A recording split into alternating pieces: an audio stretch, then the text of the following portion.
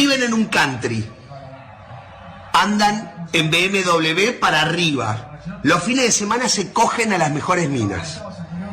Morfan bien todos los días. El día anterior al partido durmieron tranquilamente en un hotel 5 estrellas y se rascaron la verga durante 24 horas sin hacer nada, jugando al ping-pong y al pool y a la play. Juegan al fútbol todos los días de su vida. Los botines, $6.000, $5.000, no sé cuánto salen, ponele 3.000 mangos, 4.000 mangos, están vendados por un kinesiólogo. Están bien comidos, están bien entrenados. Las medias, que son las que no te cortan la circulación, los pantaloncitos, que son los de los huevos, que no te raspan los huevos, la camiseta te estira la espalda, es la que no transpira, que sale 800 pesos, no sé cuánto sale una camiseta para jugar al fútbol. La pelota es perfecta, 120 euros, inflada con un barómetro a 8 bares, la cancha no tiene un solo pozo, el arco tiene 7,20 metros por 2,40. Te aplauden cuando salís a la cancha. La concha de tu madre, no sabés parar una pelota. Le vas a pagar al arco y la tirás a la mierda. Le vas a hacer un pase a tu compañero que está a 1 metro y haces así, se la pasas mal. Hijo de puta, eso me puede pasar a mí con esta panza. No hago. Unbelievable, guys. Unbelievable, guys. How can Saka play all the matches? He's not a human being. Did he sign contract to play everything? Martinelli bench him small too. Give that position to Reece Nelson to try. And then any day want to play, what's his name? Trossard. Don't play him inside me. If you play him by the wing, that is where he used to finish work for at Brighton. Not people should send me to London. Do all you can. If working Gunners Hop is, if people should send me to North London, let me grab Ateta by the neck. I will give me a dirty slap first, and then expect reasonable questions from him. So by the time I give him the next point, he will realize himself and know what to do. Yes. So that's all I'm asking for. Send me to North London. Let me mess him up so that he will sit up, because he needs someone to deal immensely with him. So you understand that he plays with our emotions.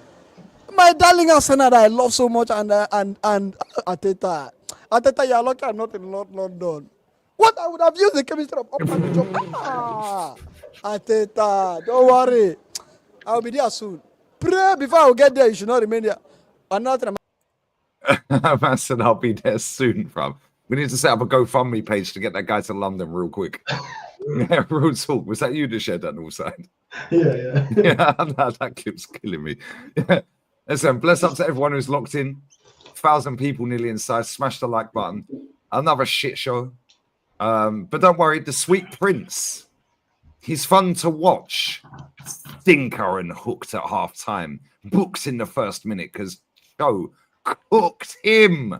Hudson-Odoi. Matisse was on to saying, bless up Matisse. The 1v1 demon chefed him. He's nearly got as many Michelin stars as I have. Northside, what are you saying? Tell the man, tell the people what shirt you're wearing and tell them what they've done, bruv. Tell them. I know you're on short time as well. Bless up for coming. Bless up for the raid as well. America de Cali, man. One of the biggest clubs in Colombia. Do you know what I mean? Yeah, man. Her dad wanted me to support Deportivo. I said, how they been doing? Not very good. I said, nah, sorry, I can't do that. So, I got enough stress. I don't need extra stress. But yeah, man. Another crack performance, man. Big up Jez, big up Carl, big up Southern as well. But yeah, I'm bro. This is the last match reaction of this season that I'm getting angry. I'm not getting angry anymore. I can't be bothered. Can't be bothered anymore. Why should I? This club don't care about us, so I'm done, bro. I'm done. I just want the season to be. You guys probably feel the same as well. Just want the season to be done. That's how I feel. Nah, same. Bro, at least I got Madrid. They won tonight. Oh, did they win? Of course, stupid question. Did the bear shit in the woods? No, so come on, what are we doing here? The bear shit in the fucking woods. Yeah. I'm always waiting for them to take an L so you can take an L. Nah, Endrick scored. Endrick, what phase is Endrick in? They've actually got a striker that can score goals, bruv. We were linked to Endrick. We were linked. We were linked. The goal was actually sick as well. I can't lie. From back to front, it was proper. Jezza, always love, my bro. Appreciate you, man.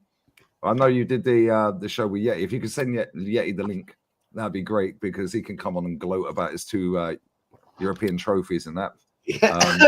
But Jez, we just done the fan cam. I think we're all feeling pretty much the same, aren't we? We're just, it's like, it's anger. It's not even anger anymore. Like, yes, there's anger there, but it's just horrible to watch it, especially for you as well, Jez. Like, you grew up right opposite the stadium, a proper stadium, Highbury, not this shit fucking soulless bowl. Like, with your granddad going back in the 20s and 30s, the merch, the merch and the memorabilia you have is probably better than the fucking museum at Arsenal. It is. Yeah. And the club don't want to know. Yeah. And for you to be sitting there wasting your time again tonight, Jez, I'm surprised you're still awake, mate. It was difficult. Yeah, I endorse what Northside has just said. I cannot be bothered to get upset. So I saw 7-inch destroyer, mate. No, I'm not going to rant. I'm not going to, mate. I'm done with it. I've had enough. I'm fed up. The season's done. We called it. Well, we all called it a long, long time ago. The Arteta's process is done. This guy is a scrub. He's ruined this club. The fan base that follow him are ruining the club. And sadly, it's ruined it for me. I can't be bothered, mate. I cannot get upset anymore because I know why. Why do I want to expend my energy for nothing? There's nothing to be excited about anymore. You know, it used to be, guys, every single game, I'd be like, wow, yeah, we're playing tonight, or we're playing the Saturday afternoon, or we're playing the Sunday, whatever. No, not anymore. You know, if it wasn't for the fact I've got my own channel, I come on Lee's channel, Northside's channel, I wouldn't even bother watching this shit. Facts. I swear up, man. Facts. You know, I actually said to you last in the week, Lee, I said, I won't be seeing the game at the weekend because the wife and I are going away. And thank God, well. And I said to him, I said, Jez, we ain't got a game at the weekend because we got knocked out the cup. Yeah, he did. He did.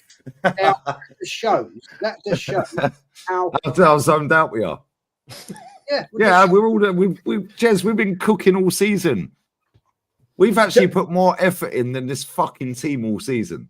Yeah, Jez, I wanted to ask you, when you used to go to all the games and stuff like that, if you could go back and have those times now and be young now and wanting to go to games now, do you reckon you would have just been like, nah, I ain't going to the games? You wouldn't have been as obsessed with Arsenal. You probably wouldn't have been an Arsenal fan, would you, Jez? If you were growing up now as a child, yeah, even if your granddad was Arsenal, yeah, like in this era, right, in the last, say 20, 30, 40 years or whatever, yeah, or 20 years, you probably wouldn't even support Arsenal, would you?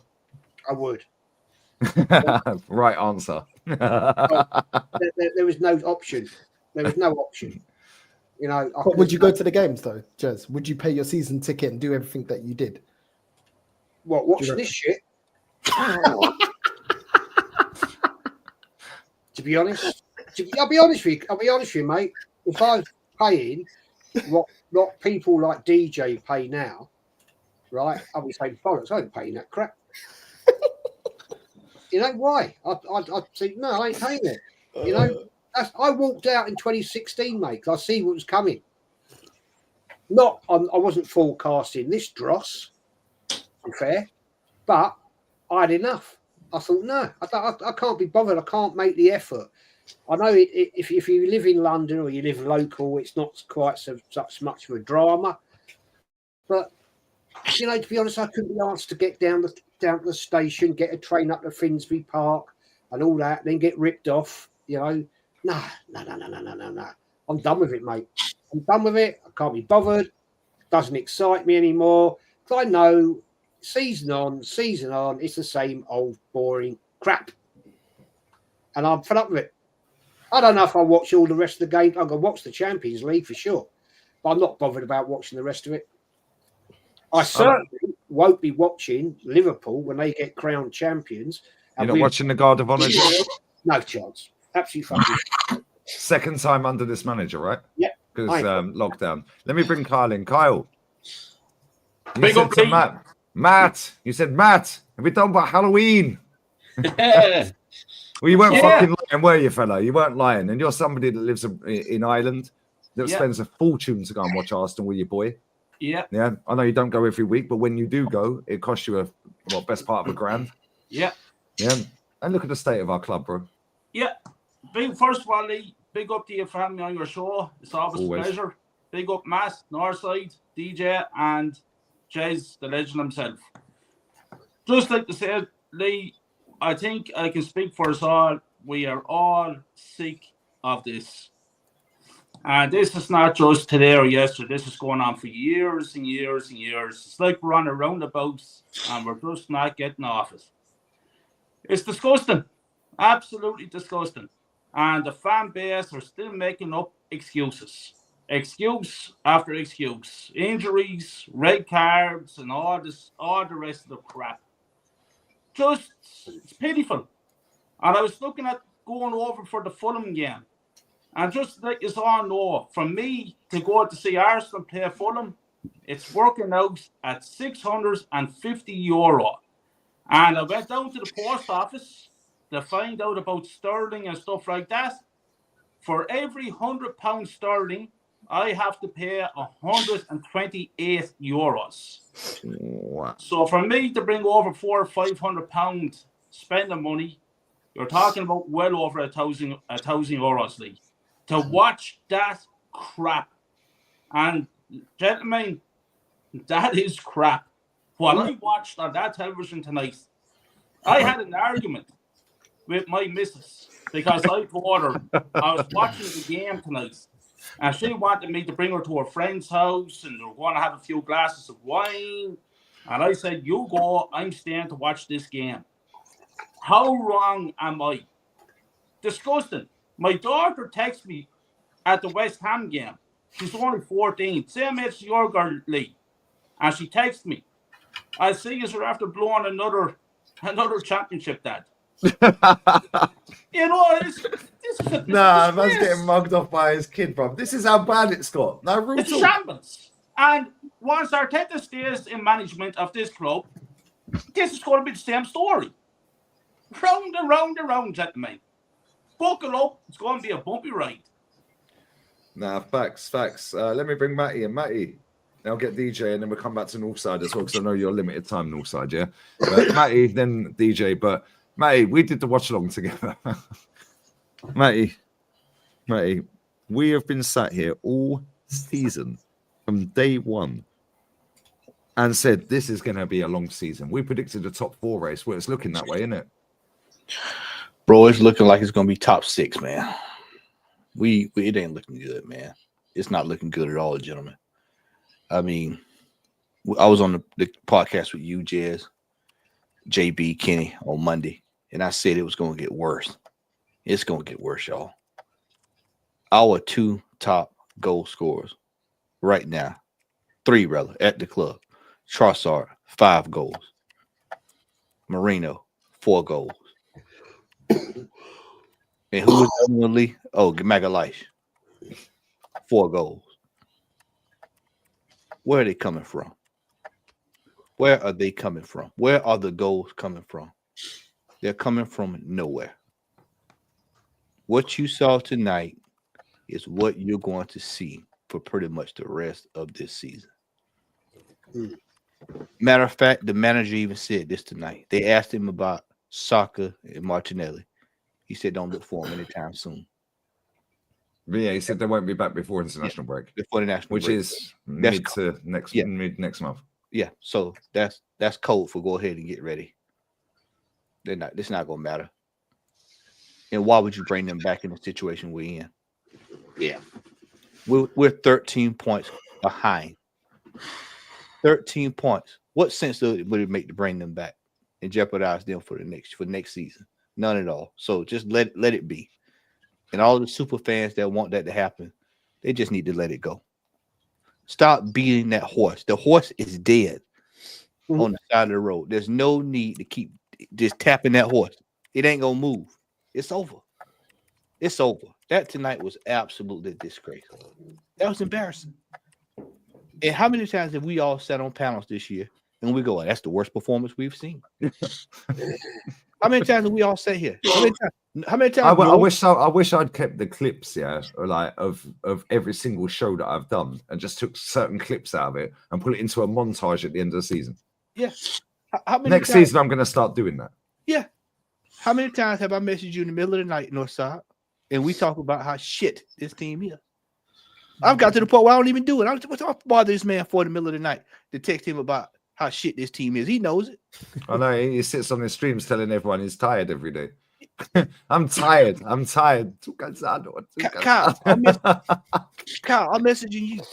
DJB, we messaging each other. Yeah, we in the other group messaging each other about how shit this team is. You get tired of talking about it after a while. I'm at the point now. I'm sick of talking about this crap. Do you know what? I was that bored, Matty, and I was that bored of this football club. I thought the game kicked off at 8 p.m. You know what I did? I was actually at a friend's today. I was with a friend earlier today, and I said, let me just double check to see when this game comes on. Yep. Oh man! And I was on a live stream with a geezer who held up at Stamford Bridge, who's actually fucking Michael Dewberry's son, by the way. Yeah, Michael Dewberry's son has more standards for Chelsea than our fans do. Yeah, he held a banner up, a little paper. We're not Arsenal.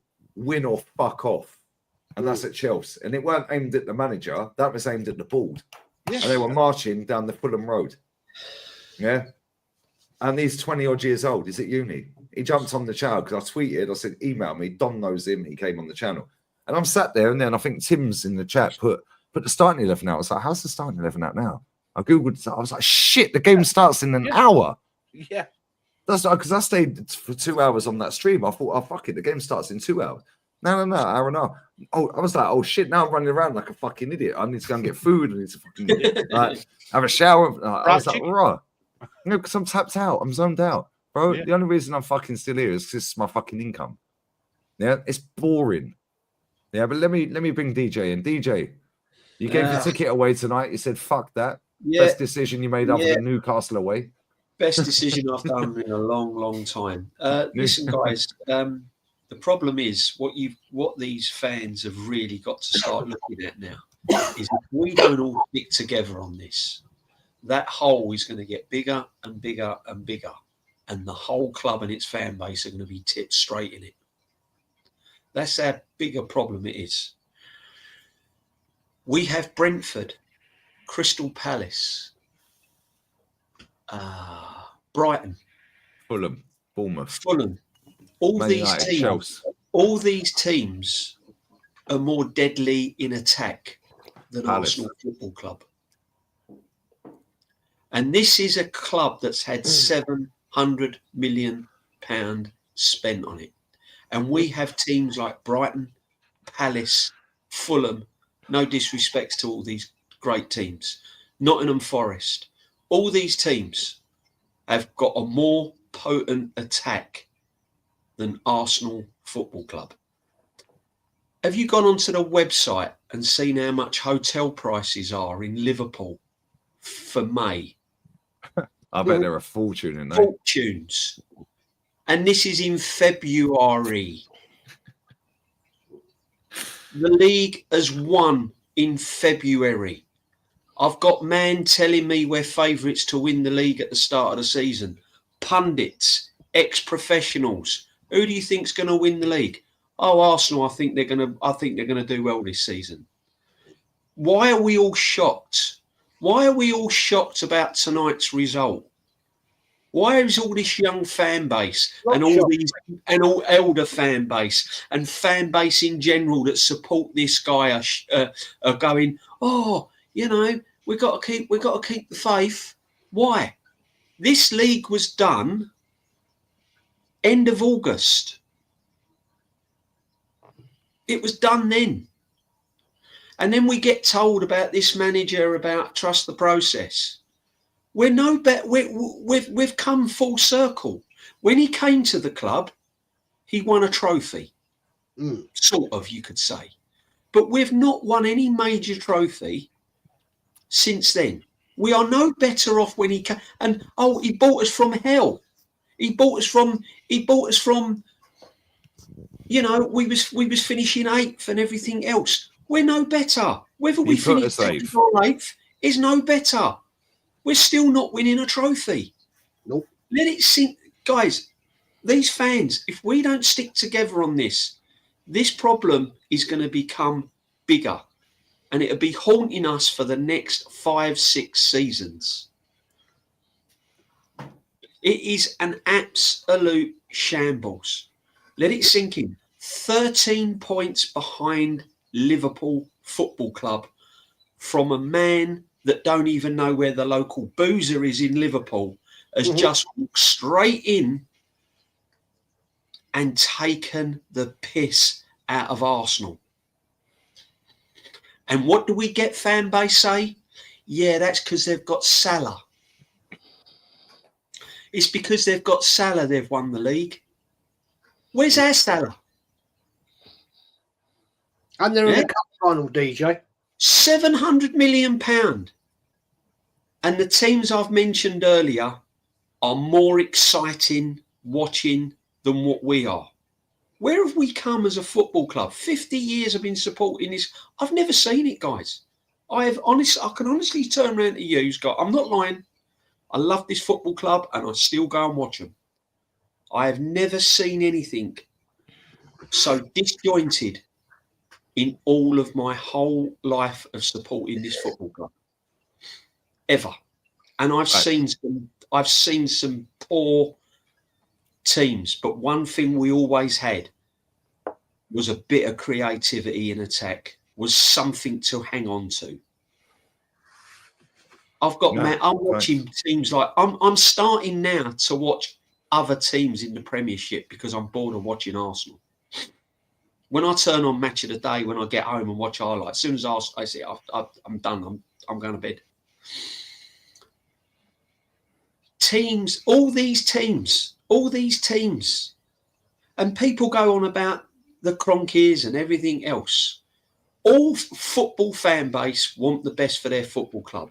And most fan bases, no matter what, will always moan about their owners. They didn't do this and they haven't spent this and they haven't done that and they haven't done that. How many teams have had £700 million spent on it? What's Brentford had spent on it? What's Brighton had spent on it? What's Palace had spent on it? And they're more exciting to watch in attack than what we are. £91 for a PSV.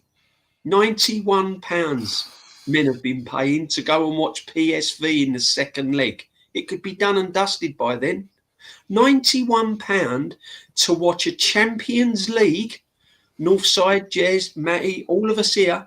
£91 to watch a defensive midfield player play as a number 9. Yeah. Who was bought in the summer, by the way? To watch a centre half play as a left back. To watch 2 defenders come off the bench. £91. Where you need to go? Champions League. Champions League. Let that sink in. Champions League. Not Europa Cup, not Conference. Champions League, one of the biggest competitions other than the World Cup. Yeah, true. Right? And we're watching people like Marino up front. We're watching Calafiori left back. We're watching Zinchenko come on in midfield. He's never wanted to play him in midfield ever since he's been at the club. Man, you better start preaching. Yeah. All I'm saying, guys, before you go to Northside, because I bless up Northside, I know he's got to go, right? But all I'm saying to you fan bases that's watching this, if anyone's watching this, if you continue to back this manager and stand by what is going on, then I'm afraid you're going to watch this for the next 3-4 seasons. And if you think we're going to finish in the Champions League, and if you think we've got any chance of winning any silverware, you're deluded. Yep. Because where Man United are now, that will be us. But worse, because Man United, no matter how bad they are, have got more followers, more money back in, and are a bigger club than we will ever be. So they will become bigger, and they will sort their yard out. So we will be way behind. And, you know, it's just a joke. It's just a joke, guys. So if you all want to carry on buying the merch, and if you all want to carry on watching this, then it's just going to get worse. So that's all I'm saying. Jake, I want to ask you this, because you Lee, you were all there. People say we're in a better position than when Wenger left. I don't think we are.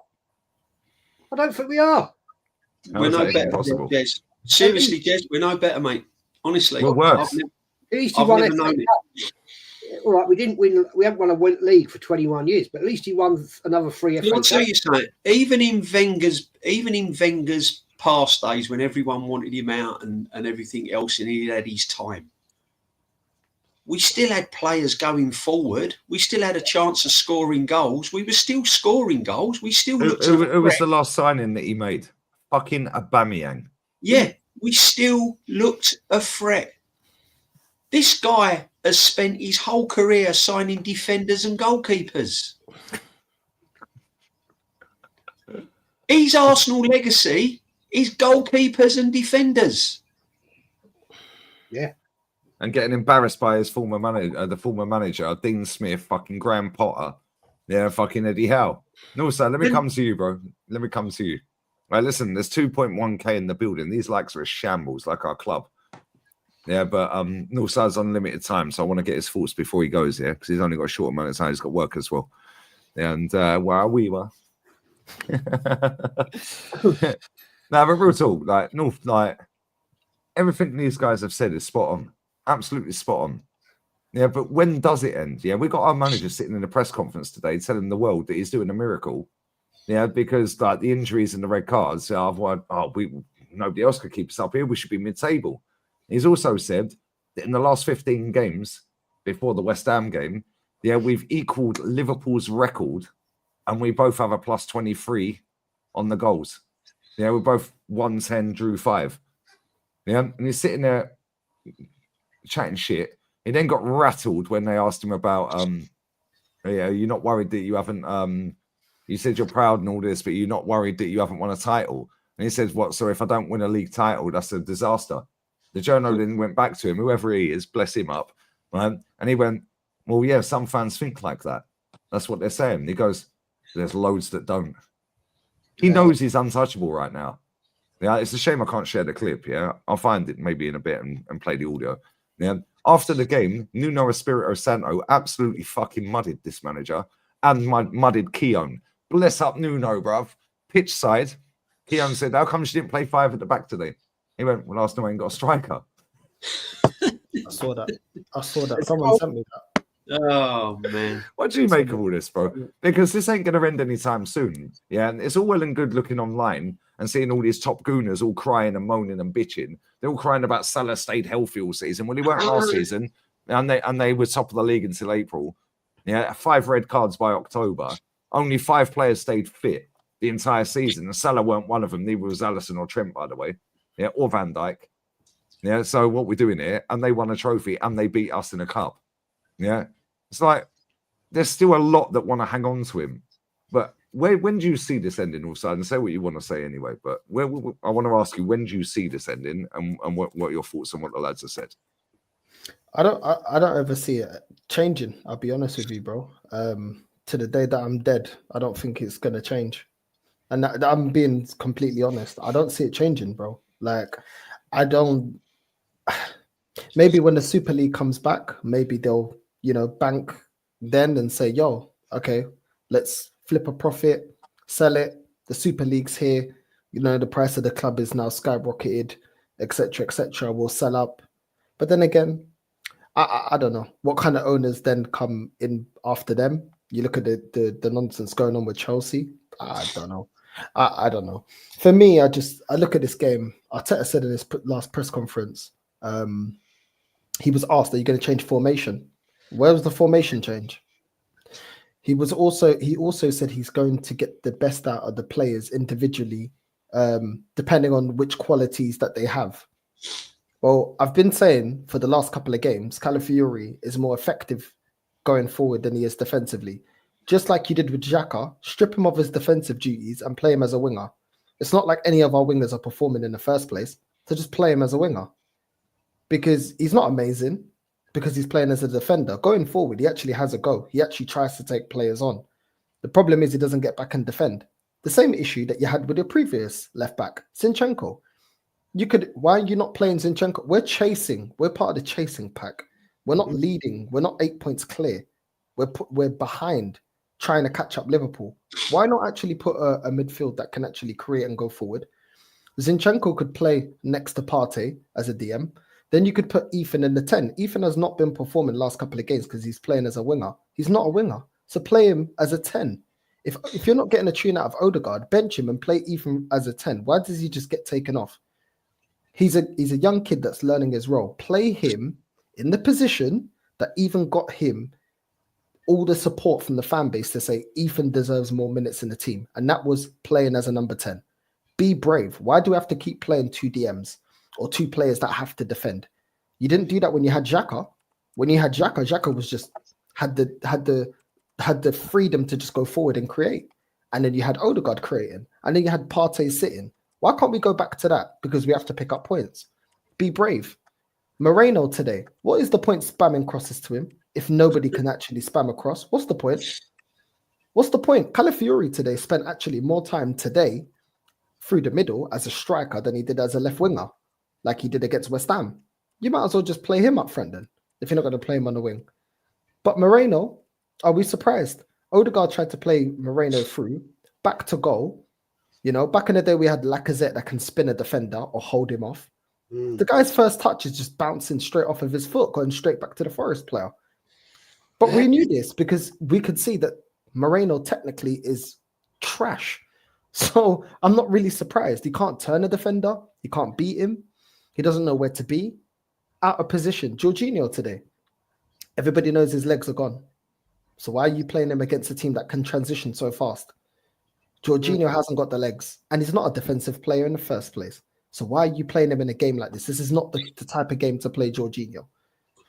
I don't get it. Calafiori, we continue to get exposed down that left-hand side. We caught life.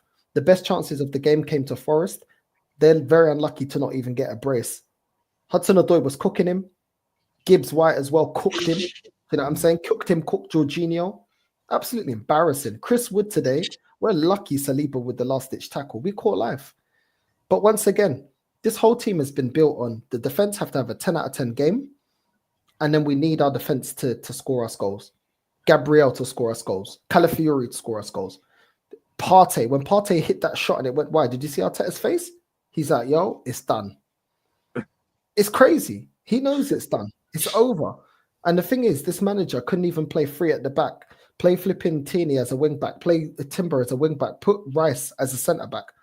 Because defensively, let's be real, we can't rely on this defence. This is the same defence that got out jumped by Tielemans. This is the same defence here that couldn't even clear a ball against Bowen. Bowen's the same size as my mum. He's the same height as my mum. My mum's under 5 foot. But what are we doing here? Like, it's a joke. And people think we're getting... We said at the start of the season, I'll say this, I'll let everybody else go. We said this at the start of the season, the football's regressed. Well, guess what? It's regressed, and it's even got worse at the things that we was effective in. The corners today. Man did what my mum used to ask me, before you go to work, can you take the chicken out, defrost it for the rest of the day so I can cook it when I get home? This guy is frozen Tierney out the team and then tried to get defrosted chicken and put it in the air fryer. and thinks all of a sudden Tierney is going to perform. No, man. So now you want to be defrosting these players to then perform for you. It doesn't work like that. It don't work like that. At the end of the day, I don't see anyone improving. I don't see him getting the best out of these players. I don't even actually believe this manager knows the best attributes of his players. How do you not know that Calafiori is more of an attacker than a defender? How do you not know that Zinchenko is a midfielder? How do you not know that Moreno isn't a number 10, which you tried that experiment? Partey's not a right back. Kivior's not a centre back. And if he is, he's shit. Yeah, I'm saying that. How do you not know that? How do you not know that Ethan is not a winger? How do you not know that when you've played him as a 10 in all the cups? I don't get it. This manager talks about utilizing players. You don't even know their best attributes, bro. You don't know your players' attributes for the players that you actually have available here, which is why you can't change the system. I'm done with this manager. I see no in-game management. I don't see him experiment with anything. I don't see trying Zinchenko in the 10, putting Ethan, a midfield of Ethan and Zinchenko, or Ethan and Odegaard, or playing Calafiori further forward, or trying to play Trossard through the middle and try to get a tune out of him, which we did when we got him in January when you first bought him, and he was actually doing okay through the middle. I don't see anything. I don't see any progression. And to be honest, when I saw him barking orders at on the side to Odegaard and Trossard, they just turned their back to him. Because I feel like they're done. They're done with this guy. Yep. They truly look done with this guy. They were ignoring him, bro. Like I remember when my mum goes, "It's time to go home now. It's time to go home," and me and my sister Time for Tubby bye-bye. Pretend you didn't hear her. Pretend you didn't hear her. Bye-bye. Just leg it. Don't make eye contact. Don't make eye contact. You know what I'm saying? And we can get an extra 10 minutes. Maybe she gets distracted. That's what it seemed like to me. You know, so I'm done with this, man. I'm done with this league, bro. Like I'm done. Panel, look, I'm done now. I'm not flipping out anymore. I'm done with this. You know what I mean? I'm going to be talking about Love Island or something else. Nah, fuck Love Island. Don't be doing that mutant settings, bro. About Love Island. Northside, por favor. Nah, man. It's more entertaining. Guns, can you go to the evidence that we put together, that me and you put together? Bear with me, matey. Yeah, bear with me. Yeah, I need to go to the bathroom because I'm going to piss myself, man. Yeah. Bless up Faz for the raid. Yeah, bless up Faz for the raid. Appreciate you. 1/3 of the Biryani Bandits. Yeah, they caught live today. How did they manage to win again, by the way? They had 10 men. Dorgu got sent off at 2-2. How is that even possible, guys? I don't know. And they ended up winning again. Can you? I thought that was illegal. Man United, they're ref different, isn't it? Everybody else is ref different. Poor Man United. Don't forget a poor Man United team winning with 10 men. Harry Maguire stepping up clutch. Yeah. Bruno assist.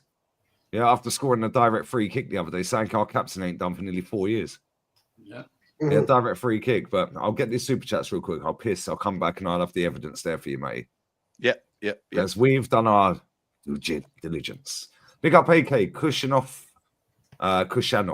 was unreal today. Put the spuds to bed. Lee, please humble that tapas food if Madrid fail. Oh, we ain't getting Madrid, bro. If we get, I beg we do. I don't care which Madrid it is. Yeah, I watched that lady last night. Put 4 past Barca. Oh my days. Sorloff off the bench. Correa off the bench. Yeah. Get out of it, man. Lino off the bench. Conor Gallagher pulling the strings in midfield. Pedri. Oh my days. Pedri is a baller, bruv. Pedri is cold. Lamine Yamal. That guy's the best fucking forward in world football. Yeah, sorry, Brazilian Northside. Yeah, but you're not as good as Yamal. That's up to you, bro. Big up, Brian. Lee, are you worried with the way your season has gone? You'll lose some of your best players in the summer. Yep. Bro, they've tapped out. They know that if they get past PSV, we're not winning the champs. They're on the beach, mate. They were on the beach before we even fucking went to Dubai.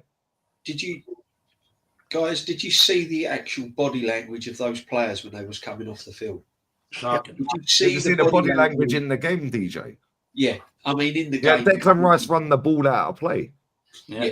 Did 2 players around him. Yeah. When he went to take that free kick, right, in the first half, on the goal line just outside the 18 yard, he looked like he was like this. That's right. They're bored of him. Couldn't be asked. Yeah, but do you think, sorry to cut in, Jersey, and I'll let you go because I'm going to piss. I'll listen on my phone, yeah? But do you think this is why he's so angry? Because he's been rattled the last couple of press conferences. Do you think he knows it's coming to an end because the players are tapped out? Because let's be real, I said this on my fan cam, yeah, and I said it on the watch long, back end of the watch long with Matty, yeah. Odegaard's not as shit as he's showing, right? And people are sitting there going, "Oh, he looks skinny, he's lost weight." Big up Michael McIntyre, good comedian ish. Yeah, big up to you. Bless up, brother. Bless up to you. But they're saying, "Oh, he's lost weight, his face looks skinny, and this and this." Okay, cool, whatever. Yeah, at the same time, yeah, he's not as shit as he's showing. Yeah, Trossard's not as shit as he's showing. Saliba, not as shit as he's showing. Declan Rice, not as shit as he's showing. These players are fucking bored because they got the shackles on them and they're not allowed to play ball. Yeah, so they're just going through the motions. Yeah, Matty, you said it perfectly. Yeah, there was a ball that was put into the box. I can't remember who put it in the box. Yeah, and you said, what? They're not going to jump for that header. They're just going to let it go for a corner. And I said, yeah. You said, no, they can't score. I just want to I'm add, listening. I'm going to piss. I'm going to wet myself. I just want to add this one. There was a point in the second half, right, where Saliba was on the right wing, yeah, and he shouted back to Arteta. Arteta said was doing this to him, and he shouted back at him. He shouted back at him, and it was like, "Fuck you." And I honestly think the players are fucked off. They've had enough of the guy. Yeah, I'm convinced of it. They've said, "Fuck you." That will be when we get knocked out the Champions League. Yeah, that will be the next step. Yeah, the dressing room will start to go. Players will get edgy. Certain players will start arguing, and it starts off by arguing player against player, and then once that sets in, the manager hasn't got no control. It happened at the weekend, DJ. Yeah. If you remember, when they were walking off the pitch. Yeah. They were having an argument, two of them, right? Yeah. It happened tonight, y'all. It happened tonight. Declan Rice, I'm looking at it right now. Declan Rice and Gabrielle spotted having argument pitch side at full-time whistle. Yeah. Yeah. And you know what? The spin on that would be, it's because they're passion and they want to win. Yeah, there's a part of that. All players want to win a football match. But the bottom line is they're getting frustrated now with the situation. And this is going to be the problem. And that is when I think, personally, I hope the players turn on him. I hope that it's not a matter if, it's when we get kicked out of the Champions League. That's when the players will turn around and say, fuck this. I've had enough of this Arteta guy.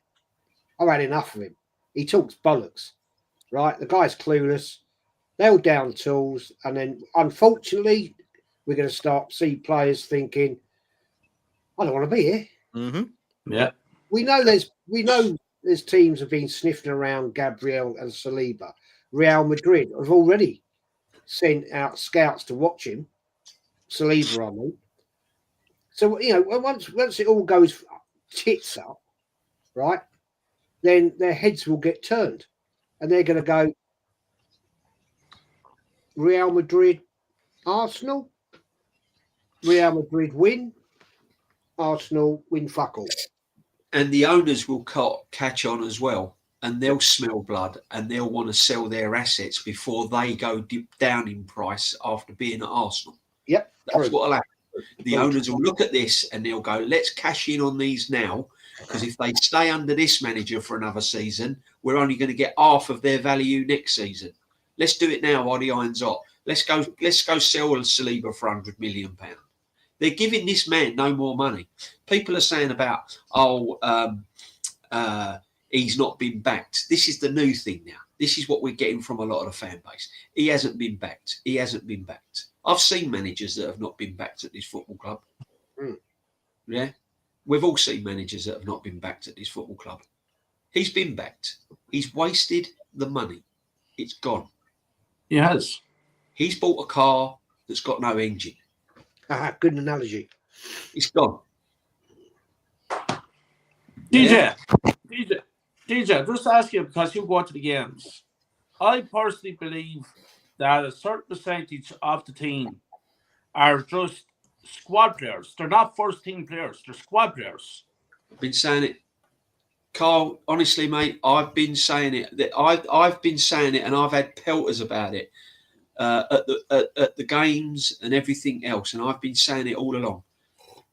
I can pick probably 5, maybe 6 players at this Arsenal team that I believe are Arsenal football players. The rest, to me, would not get in most Arsenal football teams over the years that I've watched. Yeah. Yeah. Marino wouldn't even make the subs bench. No. Trossard wouldn't start. No. Martinelli, current form, wouldn't start. No. You know? Calafiori wouldn't start. Sinchenko wouldn't start. Jesus wouldn't start. Havertz wouldn't start. Yeah. These men won't start against the teams that I've been watching and Jez has been brought up on. Yeah. I would, Havertz wouldn't even get in front of. I'm going back years. Havertz wouldn't even start in front of the likes of Frank Stapleton and players like that over the years. Yeah. No chance. No chance. And again, if you want to watch the history, if you want to watch, people say about, finishing fourth and finishing second's progress. It's not progress. It's Arsenal Football Club. Trophies is progress. Don't care how you win them. Just win a trophy. Yeah. I said at the start of the season, for the signings that we didn't make in the summer, I looked at realistically, what trophy can we win realistically? Looking at the squad and the players. And I said that realistically, the only trophy I can put my hand on my heart and think we've probably got a chance of winning that is the Carabao Cup. Yeah. Then the FA Cup. Premier League, I was clutching at straws. Champions League, pipe dream. Yeah. But realistically, when we didn't make those signings and when we didn't strengthen in the summer properly and have a really banging window, the only cup I could see winning of any chance was the Carabao Cup. Now, people are going to turn around and say, really? But we were favourites to win the Premier League. And no, not with this squad of players and this manager. However, what I will say, if you give this squad of players to the Liverpool manager, or if you'd have given this squad of players to Pep, or this squad of players and this amount of money to the Bournemouth manager, Areola, or the Newcastle manager, we wouldn't be 13 points behind Liverpool in February. That's a fact. Yeah, I agree. There is no way, if any of those managers, I'm not going across Europe, I'm not mentioning Ancelotti and all of these great managers. I'm looking at our own doorstep. I'm looking at Eddie Howe. I'm looking at Thomas Frank, and people can laugh just because he's at Brentford. I'm looking on current form at the Crystal Palace manager. You know, these are the managers I'm looking at. If you gave those managers in the Premiership and said, "There you go, there's £700 million," that you've got Declan Rice, you've got two of the best centre halves in Europe. I'm telling you now, we wouldn't be sitting here in February 13 points behind Liverpool. Yeah, thanks. Honestly, it's awful, terrible. Now let me jump in. Northside's got a bounce. Northside always love, bro. Big up, man. Yeah. Big up to the Big up Northside. Big up. Shout your channel out, man. What you got coming up? Yeah, man. Northside LDN. More videos dropping tomorrow. Another live stream. Yeah, man. Fun. I'm looking so forward. Bless him, man. Bless him, Northside. Look at him. He looks so. Cheer up, Northside, man. You have a little smile, mate. Don't worry. Before you go, Robbie's dropped a bomber on his fan cam. Yeah, about Arteta. Next season's make or break. Really? What? You said that this season, you fucking idiot. Who's that? Robbie. Next season's make or break. Funny how Arteta's left the club and all of a sudden they're starting to spin the narrative around the manager now, isn't it? Yeah. They said that this season. Fuck off. Yeah, bin that channel. Don't watch it. Northside, love you always, man. Yeah, Big up, and you man. and Mrs. Bless Northside. up, Northside. You and Mrs. Northside need a holiday, bro. I can see how Enjoy stressed your you are, weekend, Northside. Enjoy your weekend, bro. Yeah, stress free. No, Benfica playing this weekend. I ain't even checked. We won today, though. So hey. Aye. Aye. At least we got a win, innit? Real Madrid, Benfica. I'm telling you, bro. Bless I'm catching up on Love Island. Big up, man. Love. Big up, Love yeah. always, my guy. Make sure you sub to Northside LDM. Pin comment from Daryl. Love North. Love. But no, real talk. Go on, mate. Real Yeah, I talk. was gonna say, so let's pull these numbers out because we set up tonight. We got some crushing.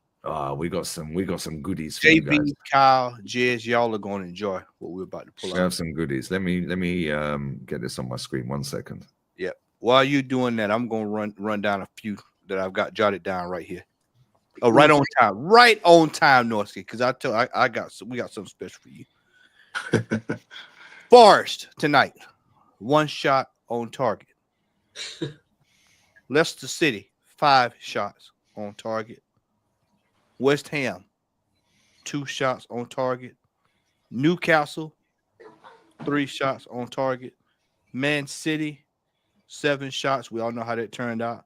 Wolves, 3 shots on target. Now that's 1, 2, 3, 4, 5, 6. 6 games, 21 shots on target. JB, 21 shots on target in 6 games. I got something else that's hair raising. I didn't tell you this one, Lee. I'll ask Jez. I like to ask, Jez like to throw the questions. I want to ask Jez a question tonight. Jez, what's the second amount of outside of Saka and Havertz? What player has the most assists in this team? Chat, don't you say a word. Most assists? Yeah, in this team right now with Saka and everybody outside of the team. In the current team? In the current team. I would have to go with assists. I'd have to go with Saka. Yeah, outside of Saka and Havertz. Yeah. Oh, I said sorry. his fucking name. I said his name. Sorry. Gabriel, maybe. You said outside. I'd say Rice corners. Declan Rice, 5 assists from corners. Yeah, that's what I was going to say. Rice from corners. Yeah. You hear? Do you hear that? Y'all hear that? Do y'all hear that? Corners from And his corners were shit. His corners were shit. No open play. So add that to the list when I tell you all that Mikel Merino and Gabby Magalhaes and Trossard are the leading goal scorers, and Declan Rice leads the team now that everybody else is out the squad. 5 assists from corners. And people wonder why when I tell y'all we are in dire straits, we are in trouble. Yeah. I see the iceberg coming. The iceberg is coming. Let me grab this super chat. I'll get Normski's thoughts quickly, and then I'm going to share the damning evidence we have. Big up to Ronald. Bruno Fernandes, directly involved in the last 6 goals United have scored, including 3 today. But United fan base loves Odegaard more than Bruno. I don't understand, but Odegaard gets glorified for doing the basic stuff. Do you know what? I don't rate either of them. I think they're both trash, if I'm honest, Ronald, yeah? The one thing I'll say about Bruno, I can't stand him yapping to refs all the time and diving and all this crap. I'll tell you something, though. He's very similar. He's not as good as him. He's very similar to Aaron Ramsey. Yeah? He never hides in a game. Yeah, he'd do stupid shit and he'll bounce the ball or slap it and do fucking rocket ball and grenade ball. But he always wants the ball. Yeah. And when Ramsey was going through shit times and our club was going through shit times, we were playing shit, Ramsey wanted the ball. Give me the ball. Let me do something. Yeah. And listen, I'm not comparing him in terms of quality to Ramsey because he's nowhere near Ramsey. Ramsey was a good player. Bruno, I don't rate. Odegaard, I don't rate. However, he wants the ball. Yeah, that free kick he scored the other day at the weekend against Everton. Yeah, fair play to him. Because my captain, well, he ain't my fucking captain. Our club's captain ain't doing that, bruv. Last time our captain of our club scored a direct free kick was September 2021 against Burnley. September 21. This motherfucker wimps out of a free kick at the weekend against West Ham and gave it to Raheem Sterling. Yeah. He gave it to Raheem the Dream. Yeah, come on, get out of here, man. At least your captain actually fucking gives a shit. Our captain's just there for PR, mate. Big up to you, bro. Sign me the comedian for Arsenal, bro. We don't need the comedian, bro. Michael McIntyre, you don't need to be a comedian for Arsenal. We've already got one, mate. It's the manager. Exactly. We got one. Big up Cass as well. Big up Cass. Go on, Norm. Bless up for coming on as well, bro. I appreciate it. Somebody get his link in the chat because it's not pinned. Yeah. What are you saying, people? Good? Everybody happy? No. Right. I would say be excited. Be excited. Be excited. Be excited, man. We need to be Josh- excited, Norm. Look, the owner's son told us.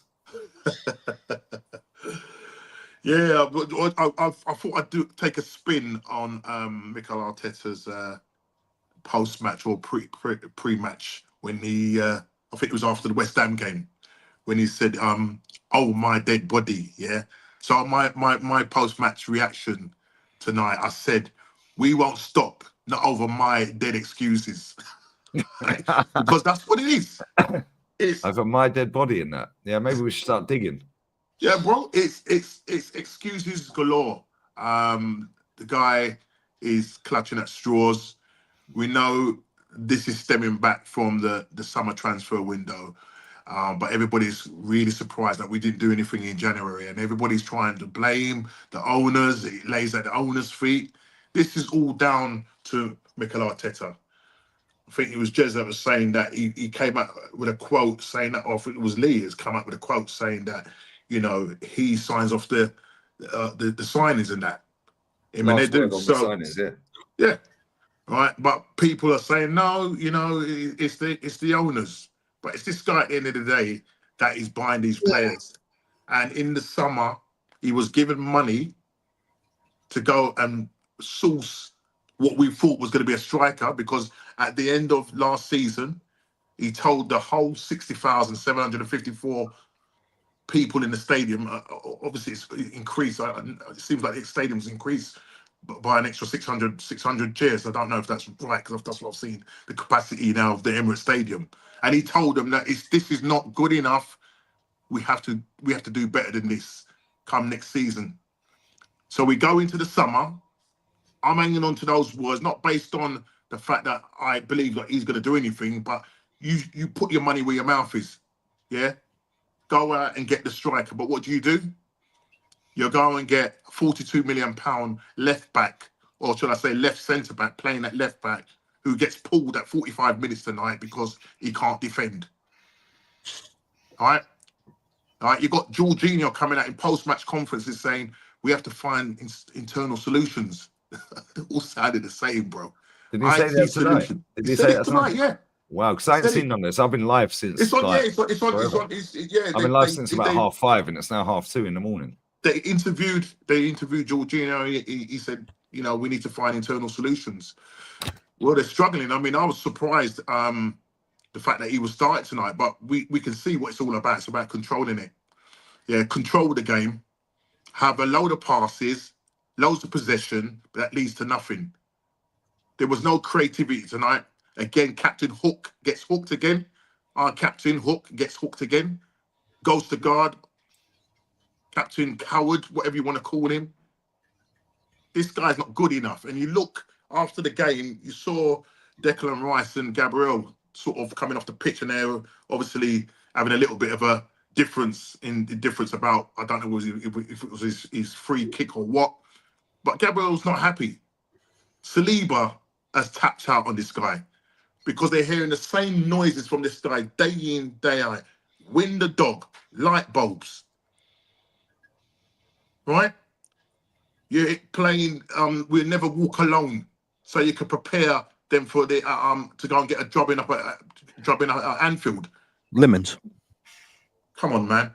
We're 13 points. Listen, people, we're 13 points, people. We're 13 points behind Liverpool into Arteta's 5th season, going into his 6th season.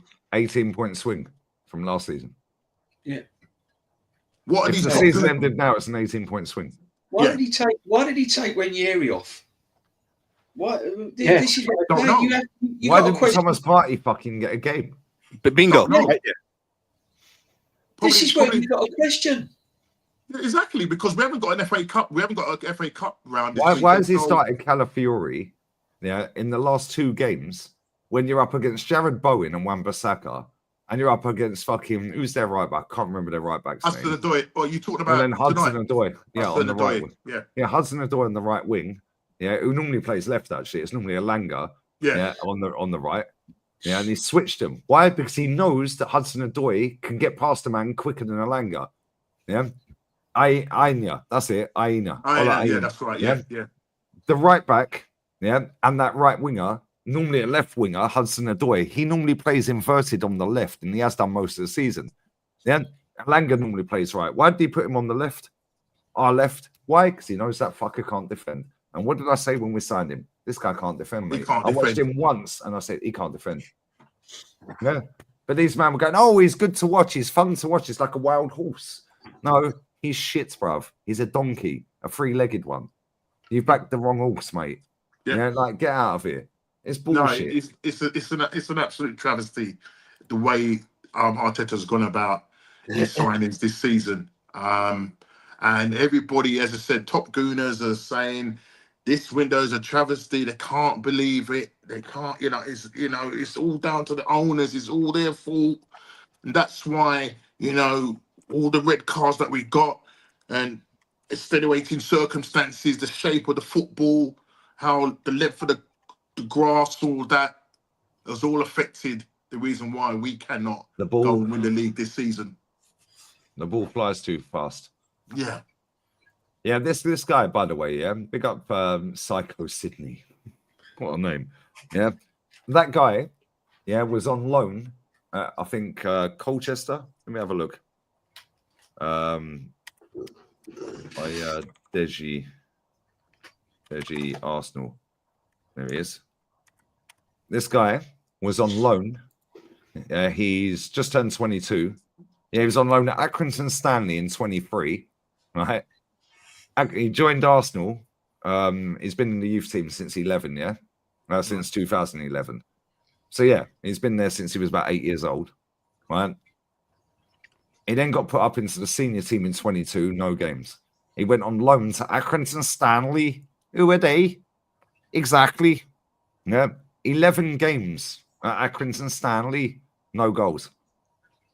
2023-24, he went on loan to Cheltenham Town in League Two. 13 games, no goals. But this is the guy that Arteta's putting on the bench. Yeah, and not given a game. Yeah, cool. He's had 24 games, no goals. Fantastic. No drama, whatever. But when you ain't got a fucking striker and you're playing a CDM, yeah, who's only here for modelling purposes, let's be real. Oh, he's got nice stubble. Oh, he's got a nice jawline. His name's Mikel. Yeah. Oh my God, he's 6'3". Yeah. Oh, look at him. He's an Adonis. Piss off. Yeah. Why don't you put the guy up front and just take a chance? Just say, do you know what? I'm just going to throw this guy on. Yeah. Maybe not start him. Yeah. Don't throw him out to dry from the get-go, maybe. I don't know. Do you know what this guy will do? When we're losing a game, which we will be between now and the end of the season, he'll throw him on and fucking hang him out to dry. That's what's going to happen. We'll be down 3-0. 4-0. Bring him on when we're winning 3-0 or 2-1 up and say, do you know what? Let me give this guy a go. Let me see what he can do. Maybe he'll nick us a goal. Maybe he'll clear the game. Maybe it's 1-1. Fuck it. I've nothing else left. But he's a natural striker. But why wasn't he experimenting with players when we were like pamming, teams like Preston and... Thank you. Why wasn't he bringing Sterling on? Yeah, because Sterling before recently had played 216 minutes. Then he wants to cry about Martinelli 29 and Saka getting injured. Yeah. Hold up, fucker. Yeah. You played him 216 minutes. Now you want to throw him on here and there and there. No. I don't want to hear your excuses about, we haven't got the rotation. He was sat on the bench, Sterling, Premier League winner 5-6 times. Can I just come in here and make a point with regards to the injuries? And you've got to look deeply into this because, Arteta's the one that bought 31 players, right? A lot of them are on loan that, we want to get rid of them when they come back. He looks at his bench, even when we had Saka, even when we had Havertz playing and all of these guys, he looked at his bench and he didn't trust his bench. You've said it on numerous occasions, Lee, Matt, when you've done your watch-alongs, yeah? He's looked at the bench and thought, don't trust these guys. Don't fancy Smith Rowe. Don't fancy Fabio Vieira. So hence what happens is he runs these guys into the ground. No wonder they've got thigh injuries or they've ended up their hamstring hanging off their bone. Right? So when you look at it, when you look deep into it, it tells you that he doesn't trust the bench because he's not buying right in a way. His talent ID is up the creek. Yeah. So what's the point of buying all these players if you ain't going to use them? He has been winging it. Yeah, and every single move this club does, yeah, is to finesse. Yeah, the fact that, and I said this on the stream earlier, the fact that these journalists get the heads up, yeah, from the communications person, yeah, at Arsenal, then Arteta now knows what he's going to be asked because they've already been briefed. The journos have been briefed. I know people are getting these press conferences, not just for Arsenal, but for other London clubs, yeah, and they do the circuit. Yeah, a lot of them anyway. Right? They ask, right, okay, what do you want to get out of the press conference today? Mate, you've been a qualified journalist before. Facts. A lot of people don't know that. Yeah. Yeah. Right. You get briefed. Right. You can't ask this. Yeah. We want to do this, and then we want to. What do you want to get out of it? What does the club want to get out of it? I know this factually. And you get a lot of stuff off the record. So they may say something off the record and you can't talk about it. You know it. That will either be embargoed to a certain time or you're not allowed to say that at all. Yeah. Yeah. And then what happens is, yeah, he was asked today, he was talking about, I watched the West Ham game back twice and we deserve to win. Well, has he seen Scott Willis's deserve to win a meter then? Yeah. So we know that this club has a fucking social media team that are dedicated to scouring the internet, watching this show. What maybe they don't watch every minute of it. Yeah, but they watch me, they watch Normski, they watch Kyle, they watch DJ, they watch Jez, they watch Matty, they watch everything on the internet. They have hundreds of people dedicated to watching this all over the internet. Doesn't matter what app it is, they have a social media team. So then what happens is, I'll give you the best example. When we were fucking getting pammed, yeah, in December 2020, and they're peddling out, yeah, and everyone was fuming. We lost to Wolves, Leicester, Burnley, Aston Villa, all them teams, yeah, and everyone was going fucking crazy, yeah. Oh, training pictures. Who were the training pictures? It was a youth project back then. Mm-hmm. Oh, Smith Rowe and Saka. They're the pictures. Now, this manager sits in a press conference today and starts waffling about red cards and injuries. Why? Because the social media team have told the comms person, the majority online are saying about red cards and injuries are the reason you can't win. Yeah. So now he's gone into a press conference and gone, well, we've had, it's never happened in football history. His words. Yeah. Why? Yeah. Because the club have teed him up to say that. The journalists are then running with it. One journo stuck it on him and they said, well, Mikel, you've been here 5 years. You ain't won a title. Yeah, is that because he said, I'm proud to manage the club or something. He said, well, you've been here 5 years, Mikel. You haven't won a title. He went, do you worry about that? Yeah, do you think that's bad? And he went, so if I finish first, that's great. But if I don't, everything's a disaster. And he went, well, there's some fans online that think like that. Yeah, and he went, there's loads that don't. His words in his press conference. Why? Yeah. Because they've teed him up. He knows what he is doing. The club know what they are doing. Yeah. Only the fucking smart ones realize this shit. And I'm so blessed for you guys giving up your time always. I'm so blessed for the fucking 2.5K in the building watching always. Yeah. And I'm so blessed I have this channel. Yeah. I'm so blessed for Curtis. Yeah. For Northside, for Jez, Kyle, Matty, DJB, Normski, everyone that comes on this channel, everyone that's got a channel, Troops, all these other people. Yeah. Because we say it as it is. Yeah. And more of us need to be online with a voice. Yeah. Because this club is a joke. Yeah. And they're getting away with it. And I've said this, and I know the players watch it. Why does Declan Rice follow me? I don't follow no fucker on Twitter. 0 people I follow. Why does he follow me? Why? I know he watches my videos. Why do you think Odegaard cut his hair? Why ain't he done a hair flick for 2 games in a row? Why ain't he doing arm waves for 2 games in a row? Do you think Rice is not going in training? Go, look, he's kicking off on you again. Look, he's fucking trending #1 on Twitter, mate. This shit happens. They're young lads. Yeah. We're all older than these guys. These men are all in group chat, fucking sharing the shit around. And if they're not watching it, somebody else is watching it that's related or friends with them. Going, look at this guy. He's cussing you out. He's called you Decline Rice. He's called you Declan Couscous. Look at him. Yeah, come on. This is the world we live in. Yeah, Potts as well. Bless up, Potts. Yeah, this is my point. Yeah, right. These players, and I know they watch. Yeah. Whether it's all the time, part of the time, whatever. It's the same with every fan base. Man United, Chelsea, all the clubs, yeah? Well, I've said it on my fucking fan cam the other week, and I said it again today, and I say it on my shows. Down tools. If you do not like that manager, fuck him. Shut it down. Fuck him. Because I tell you saying, yeah, he ain't nowhere near Jose level. And look at the players that fucking threw Jose out to dry twice at Chelsea. Yeah? These are proper players. Eden Hazard, Fabregas, yeah? All these, man, proper players. John Terry, Lampard and that lot. Essien. Proper players. John Obi Mikel. Yeah, they down tools and fucked him, mate. Yeah. So how about you do that then? If you don't like what's going on, and we can see the fire in the eyes is not firing, bruv.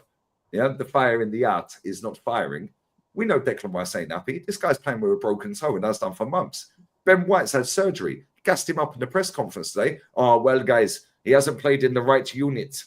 You mean right back? We haven't had that free with Odegaard and Saka all season. Yes, we did. We had it for 3 months at the start. But you played him for 3 months with a fucking knee injury, yeah, which meant he needed surgery and he's not fit and he's on the bench for backup. Yeah, when he ain't fucking fully fit, which is why you didn't start him after sucking him off today or yesterday in a press conference. Yeah, them players are not happy. However, they're not going to fucking come out and publicly say it. They're getting paid dough and they're all nicking a living, Matt. Lee, he said that he had to work miracles with this team. If it wasn't him, if it wasn't for him, the team, we should be in mid-table. So what does that say about all the players you bought? What does that say about the players you bought, bro? He's also said you bought. He's also said, Matty, that we're lacking quality in certain areas. Well, if you knew it then, if you knew it now, why didn't you do something about it back in the summer? You must have known we was lacking quality in certain areas. We haven't won a fucking title in years. JB, I said in my fan camp, I said, if the manager, this is why I want to throw this board stuff away. I refuse to hear this discussion about the board hadn't backed this man. Yeah. Let me tell you, if he really cared, I'm telling you, if he cared, he could have went out even today, last night. It got a free player. Yeah, free for 6 months. If he really felt like it was dire straits, but no, he has not done that. He's not going to do that because it allows that narrative of him pulling us out of the mud, bringing us from the depths of hell, and all this other tripe that they come out with. He's gonna run with that. Exactly. And if he'd have been any decent manager, he would have got a tune out of Emil Smith Rowe, Reece Nelson, and players like this, and saved money. Nicholas Pepe, you binned him. Why? And improved them. And if we got any injuries and we were failing in certain areas, he's been there long enough to improve players to bring these men on. But no, he can't improve them. So what he does, he keeps them benched and now he sells them. And that's the same what's happening with Martinelli. It's the same what's happening with Trossard. And it's the same what's happening with many, many players. No, He's making them worse, and in the end, they won't be good enough. They'll be surplus for requirements, and he'll sell them, and he'll sell them for less. And do you know what, DJ? Yeah, most of these players are fucked, right? Ben White has had surgery. Yeah, Saka's had surgery. 29's had surgery. Martinelli's had surgery, not now, but previously. Yeah, Jesus has had 4 surgeries. So that's now 8 surgeries. Tomiyasu's had 2. That's now 10. 10, just like that I can think of. But Lee, and I think you've said it in the past, and I've said it, and everyone's said it. People don't realise the type of injuries that Saka's got and Havertz has got is worse than any break or anything else. I'm telling you now, it's horrendous. Look at Kevin De Bruyne. Kevin De Bruyne had that injury. He's fucked. I know he's a lot older. They're not going to. Saka will not be the same player. He won't be the same explosive young player coming back from that injury. Mentally, it'll be in the back of his mind constantly. Yeah, he's going to bottle tackles. He's not going to go 100 mile an hour. Yeah. Psychologically, he will not be the same player. If you're Ben White, right, and you've been told that you can't have surgery for 3 months, we need you, mate. We need you because Timber's just come back off an ACL. So we need you. I know you need to have surgery today in August, but get to about November, we'll bed Timber back into the team after his surgery, right? Yeah. Now, Timber's thinking, okay, cool. Ben White's thinking, okay, cool. He's paid to do a job. We know we don't like football, right? However, he's doing a job and he's actually a very good right back. But we were all sat here for the first 3 months, August, September, October, and early November going, why the fuck is he falling off a cliff? Why? Because he needed knee surgery, bruv. Yeah. That was to the detriment of our club. And if he hadn't played him and actually played somebody at right back that was competent enough and fully fit, because they're fully fit, they're competent enough, we might have actually been closer to Liverpool right now. I'm not saying we would have, who knows? But then, now imagine Ben White sitting there looking, thinking, fucking hell. Yeah, fucking hell. Jesus had knee surgery, now he's had 3 more.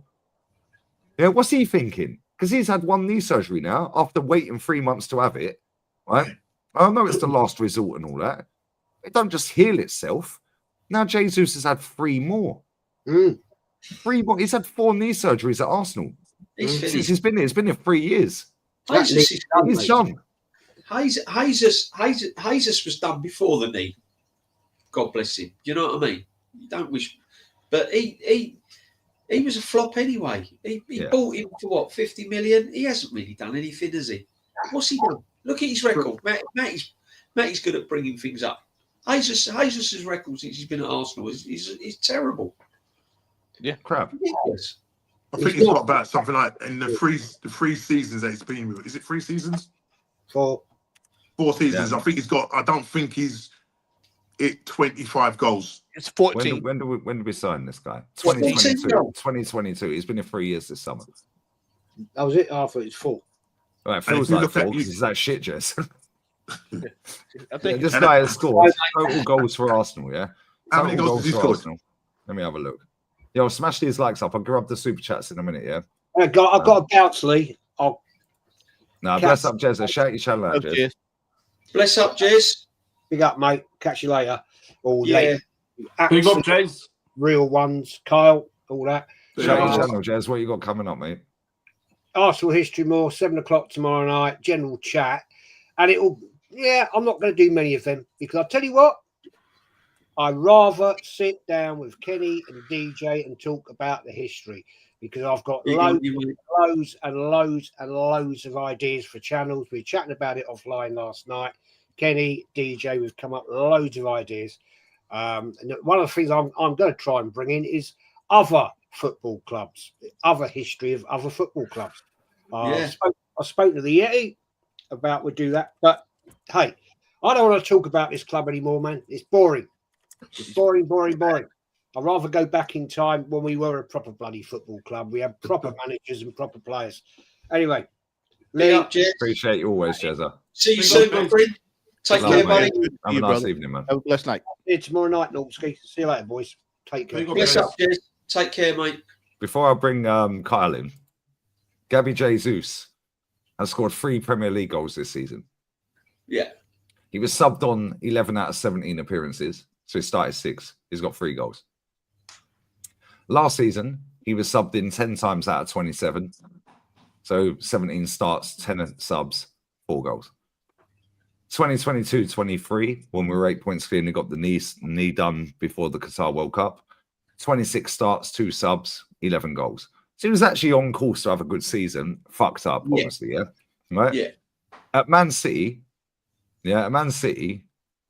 he got 8 goals, 9 goals, 14 goals, 7 goals, 13 goals, 7 goals.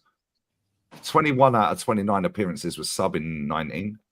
10 out of 29 sub in 18. Yeah, 2 out of 10 sub in 17. If we go 2020, 13 out of 34 was sub. I think that was the season he scored 4 against Watford on the last day of the season. That's why it boosted him to 14. I may be wrong. Well, he's never been prolific, has he? No, he even admits it, DJ. Prolific, is he? Right? If you go to his total overall record for Arsenal, right, this guy has played for Man City. His stats look amazing. 236 games, 95 goals, 45 assists. If you add the assists in, it looks great, right? But he's a 1 in 3. Nearly a 1 in 2.6 or whatever, yeah? Arsenal is about the same. 96 appearances, 26 goals. About 2 and a bit. Yeah, maybe, 3. Yeah, about 3 and a bit. So it's there or thereabouts. But you add the 17 assists in to his 26 goals. Now you add his assist in at City, it's a 1 in 2. Yeah, this is why I don't count assists. They're so snide. Yeah, they're so snide. Now, as a centre forward for Arsenal, right? Sorry. Yeah, for a centre forward, 21 games he's played. Is this season? Let me just double check. Yeah, this is this season. He's played 21 times for Arsenal this season. 7 goals, 2 assists. Right wing, 2 games, no goals, no assists. Left wing, 2 games, no assists. Yeah. How many times is this guy going to have to fucking have a cruciate ligament injury? Yeah, he's finished, bruv. He's done. This manager has buried him. This manager is that close to burying Bukayo Saka, which I've been calling since day dot. Yeah, this manager is that close to killing Martinelli, who was here before he turned up. Yeah, this guy has lost all of his pace. That guy got caught up by who was the fucking centre half? Was it John? It weren't Johnny Evans. Who was it? It was the centre half that caught him up in fucking. I can't remember who it was. Yeah, and I was like, how the fuck did Ashley Young? Yes. Yeah, it was Ashley Young. Yeah, I was trying to remember. Ashley Young, nearly 40-year-old Ashley Young when we played Everton, caught him up. Yeah, Ashley fucking Young caught him up. Why is Ashley Young still playing football at his age? Big man age. Why? Because Fergie managed him properly. Yeah, Fergie managed him and said, yo, you can't play every game, bro. Yeah, and guess why? Because they had a fucking squad of proper players. Yeah, then when he goes to Villa, they managed him properly.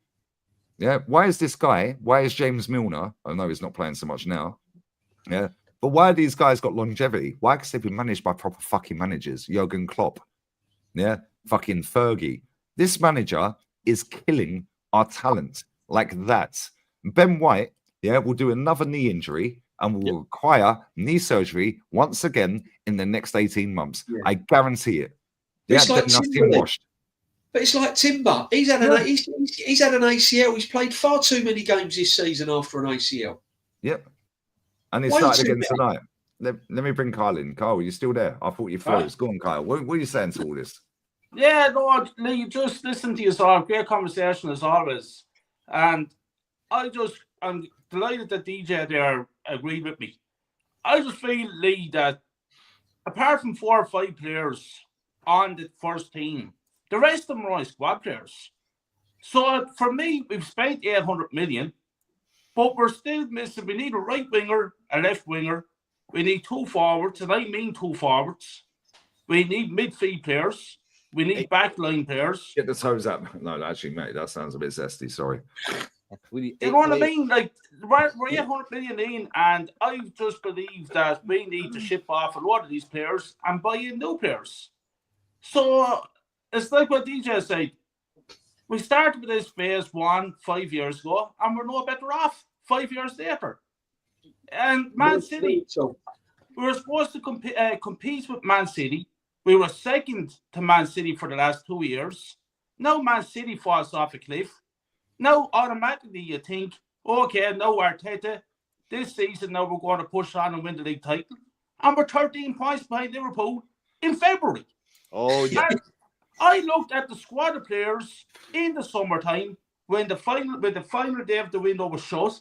I looked at the squad. I saw we had 22-man squad. I looked at the squad of players we had. I said to myself, okay, I can only name out 6 players that are first team players. The rest of them are squad players.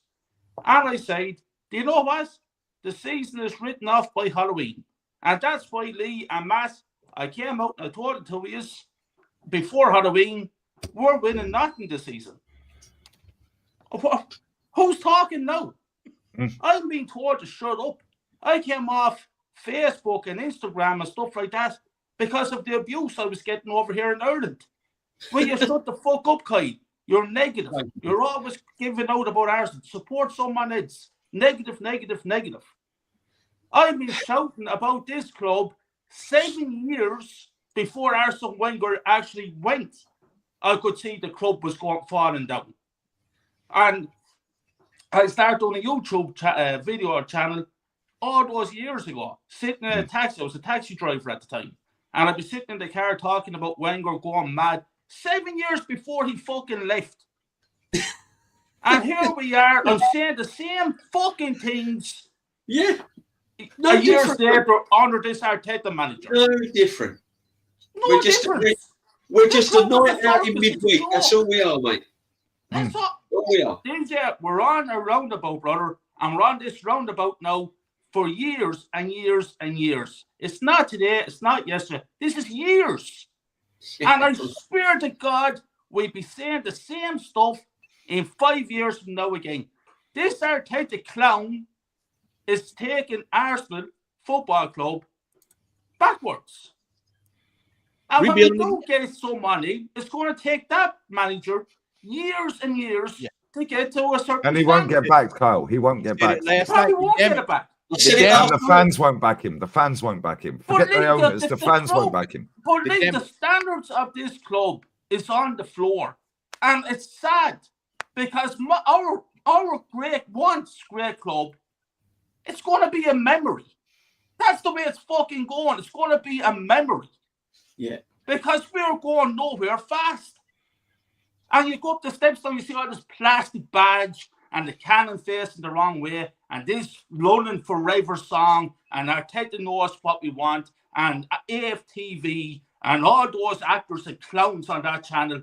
And it's all PR and merch and you have Martin Keown and Ian Wright and all these fucking arseholes. Yeah, you had shit. Jens Lehman. You had Jens Lehman tonight. I'm sick of it. Jens Lehman came out. Lehman's on the payroll. He said that was still a chance to win the Martin championship. Keown said it today. No, man, I haven't seen that. I man. saved that one for y'all. I've had that one in the chamber. This is the guy. This is the guy that has brought the trademark, for the Invincibles, so Arsenal can't use it anymore. So why is he saying that? Why? Because he's getting a pound note on TV. He's getting a pound note. They're all the same. I said last night, the problem is what these fans don't realise is this guy's going to set us back years. So when the new manager comes in, it's going to take years to bring us forward. Absolutely. Decade. It's doing internal damage. He's doing internal damage long term. This is what they don't realise. The next manager's going to come into an absolute shit show. He's not going to leave it like Jurgen Klopp left Liverpool. The manager, honestly, the manager that's going to come in after this shit show is going to have to be a manager that actually knows what the hell they're doing. It could take nothing. It's going to have to be almost like what Wenger would do when he would have to get chicken shit, and then he would turn it into something, and then he goes above the shit that's already, the shit show that's going on in the background. He's going to have to be that person that can do that. And it's not fair. It's really not fair to that manager that's coming in, because this Which man is why we're fucked, Matt, because any managers get turned their nose and scoff at it. Yeah, because they're going to come, they're going to look, they're going to say, well, what do you need? I need at least half of what you've given Arteta. At least half. He's been given $1 billion because it's going to hit $1 billion this summer. Like I said, we're going to be referring to him next year as the $1 billion man. And when the next manager is going to say, can I get at least half of that? At least half of that is what it's going to take. Now, go on, land your point. And the TalkSport is always golden. I've just opened fucking Twitter and there's a fucking interview. Yeah, I got it saved right here, Lee. I already had it lined up. Get rid of this manager. Is that the one? It's old boy who called in last week that they were laughing at. It's the same fellow, Chris. He called in and said the man need to go. Lee, before you land that, Lee, there's one thing that really pisses me off as a fan of football. Tonight's we drawn in a little bit Forest. The other day we get beat by West Ham 1-0. And this little prick, fucking Sterling, and he down in the field and he laughing after the final whistle. Laughing. Joking around. High-fiving people. He doesn't care because he's won a trophy. None of them care. They're getting paid millions. He's won a Premier League. Care? He's won a Premier. He doesn't care. This is a check. This is a check in a bottle of champagne. He doesn't care. This is a job to them. I said this to you earlier, yeah? Right? I said this earlier on the watch along, and I said this many, many times before over the last 12 months, yeah? This is my main source of income, this channel. Yes, I have another channel, so sub to Lee Reacts. Yeah, because as soon as that is the main source of income, adios. Because I'm bored, mate. Yeah, I'm bored of saying the same shit every single day. I'm bored of being angry. I'm bored of getting upset over this shit. Yeah, I'm bored of watching it. Yeah, I don't need to sit here every night. I could have said, fuck it. Mate, I said to you, I said to Jez, I've said to fucking Kenny, I've said in the group chat, I've said many times, I didn't want to do the game tonight. Why do you think I went fucking as soon as the game kicked off, I went live? Why? Because I was eating my chicken. I was chilling. Yeah? I didn't want to do the West Ham game. Why? Because I'm fucking arsed. Yeah, I know what's going to happen every year. I've been watching this club since 87. So if we can get the other channel, yeah, and there's 2.2k in here, sub to Lee Reacts, because as soon as that is the main source of fucking income, yeah, this channel will be the second channel. Yeah, because I'm fucking bored of it, mate. It's boring. You ready? You ready? Look how chilled I am on the other channel. Go on, mate. Go on, play the clip. Play the clip. My man Chris is back. Our man Chris is back again. Toothless, spineless. The process is officially over. And what did I say about my good old mate California, cauliflower, whatever you want to call it, hooked at halftime, useless. Honestly, I can't take this anymore, and we are in danger. We may get out of the top 4 this year. I don't know who's going to score our goals. Pathetic. Yes, cut down in, Chris. You can play the baby noises No, all you I'm not doing want. nothing, Chris. Nothing to do with me. I've come on here and I've been realistic to you lot. You had the other caller come on. What was his name? Beacon or whatever his name is. We create chances. No, we don't. When do we create chances? We've done nothing. Toothless, spineless. End of the season, please, Bald, grow a pair and get rid of this manager. Don't give him another penny to spend on left backs, because that's all he's going to do. The fan base is a disgrace. Yeah, they don't want to win trophies. They are obsessed with this manager. I don't know why, but they're obsessed with him. I've been having arguments with my cousins, my mates. I don't know what it is, why they love this geezer so much. I don't get it. Why do you think it is, though? But is it because of the football? Is it because they've had terrible moments? Look, he has brought you back to, you'd say, title challenges, even though it's been a bit of a pathetic one. You're second in the table. It's just in reality. We should have had back-to-back titles. Last year, all we had to do was be either Villa, Fulham, I forgot who the other one was. At home. West Ham, that's it, at home, right? We win the league by 2 points. The season before, 8 points clear in January, bottled it again. And this season, let's be honest, was we even really in a title race? Oh, that's a good segue, Lee. That's a good segue. Bring it up, Lee. Bring it Pause, Matty, but I hear it. I hear it. That is a great segue, Matty. Oh, that you couldn't ask for a better segue of what we get ready to show y'all. And we haven't heard that. I've not heard that. Yeah, I just that was- opened Twitter and that was the first tweet that came up. This chat, some of y'all saw this earlier, but we have it here. Let's zoom in if you can, Brother Lee. That's as far as I can zoom in, I think. Yeah, that's as far as I can see. I won't zoom in anymore. Yeah. So, points on the left. I don't know if you guys can see this. Let me go full screen my end. Is that better? Yeah. Points and game week. Trailing game week 7 by 1 point. 1 point. Game week 8 by 4. Game week 9 by 4. Game week 10 by 7. Cool. Game week 11 by 9. Then it was 999. We need to call the police, bruv. This guy's fucking robbing us. Yeah, all the way up to game week 13. Game week 14, 7, 7, 7, 7, 7, 7, 7, 7, 7, up to 20. But at this point, Top Gooners were sat online. Oh, I've seen enough of Liverpool. They're going to fold. Yeah, they've been winging it. Okay, mate, we didn't catch them up once in 1, 2, 3, 4, 5, 6, 7 weeks. Oh, but then we did catch them up to 5 points briefly in game week 21. And then, the next 4 games, they extended their lead again. And we didn't catch them up. Okay, cool. Then game week 26, 10 points. Okay. Oh, game week 20. Oh, it's now 13 points. The only time we have been close to them properly was game week 7. 20 fucking games later, and I know they've played a game more, so it could be back to 10. Yes, let's assume it does go back. Let's assume they lose. Yeah, and then we win. Highly unlikely, I know. It's back to 10. In 20 fucking games, they've extended their lead. Yeah, pretty much every fucking time. Yeah, it's a fucking joke. Every time they drop points, we drop points. Apart from this time here. Never been in a title race. Thank you, DJ. Look at this. Look at this. Look at this. 1 4 4 7 9 9 9 7 7 7 7 7 7. I sound like Craig going through the 7 7 7 when they got Pam 7 2.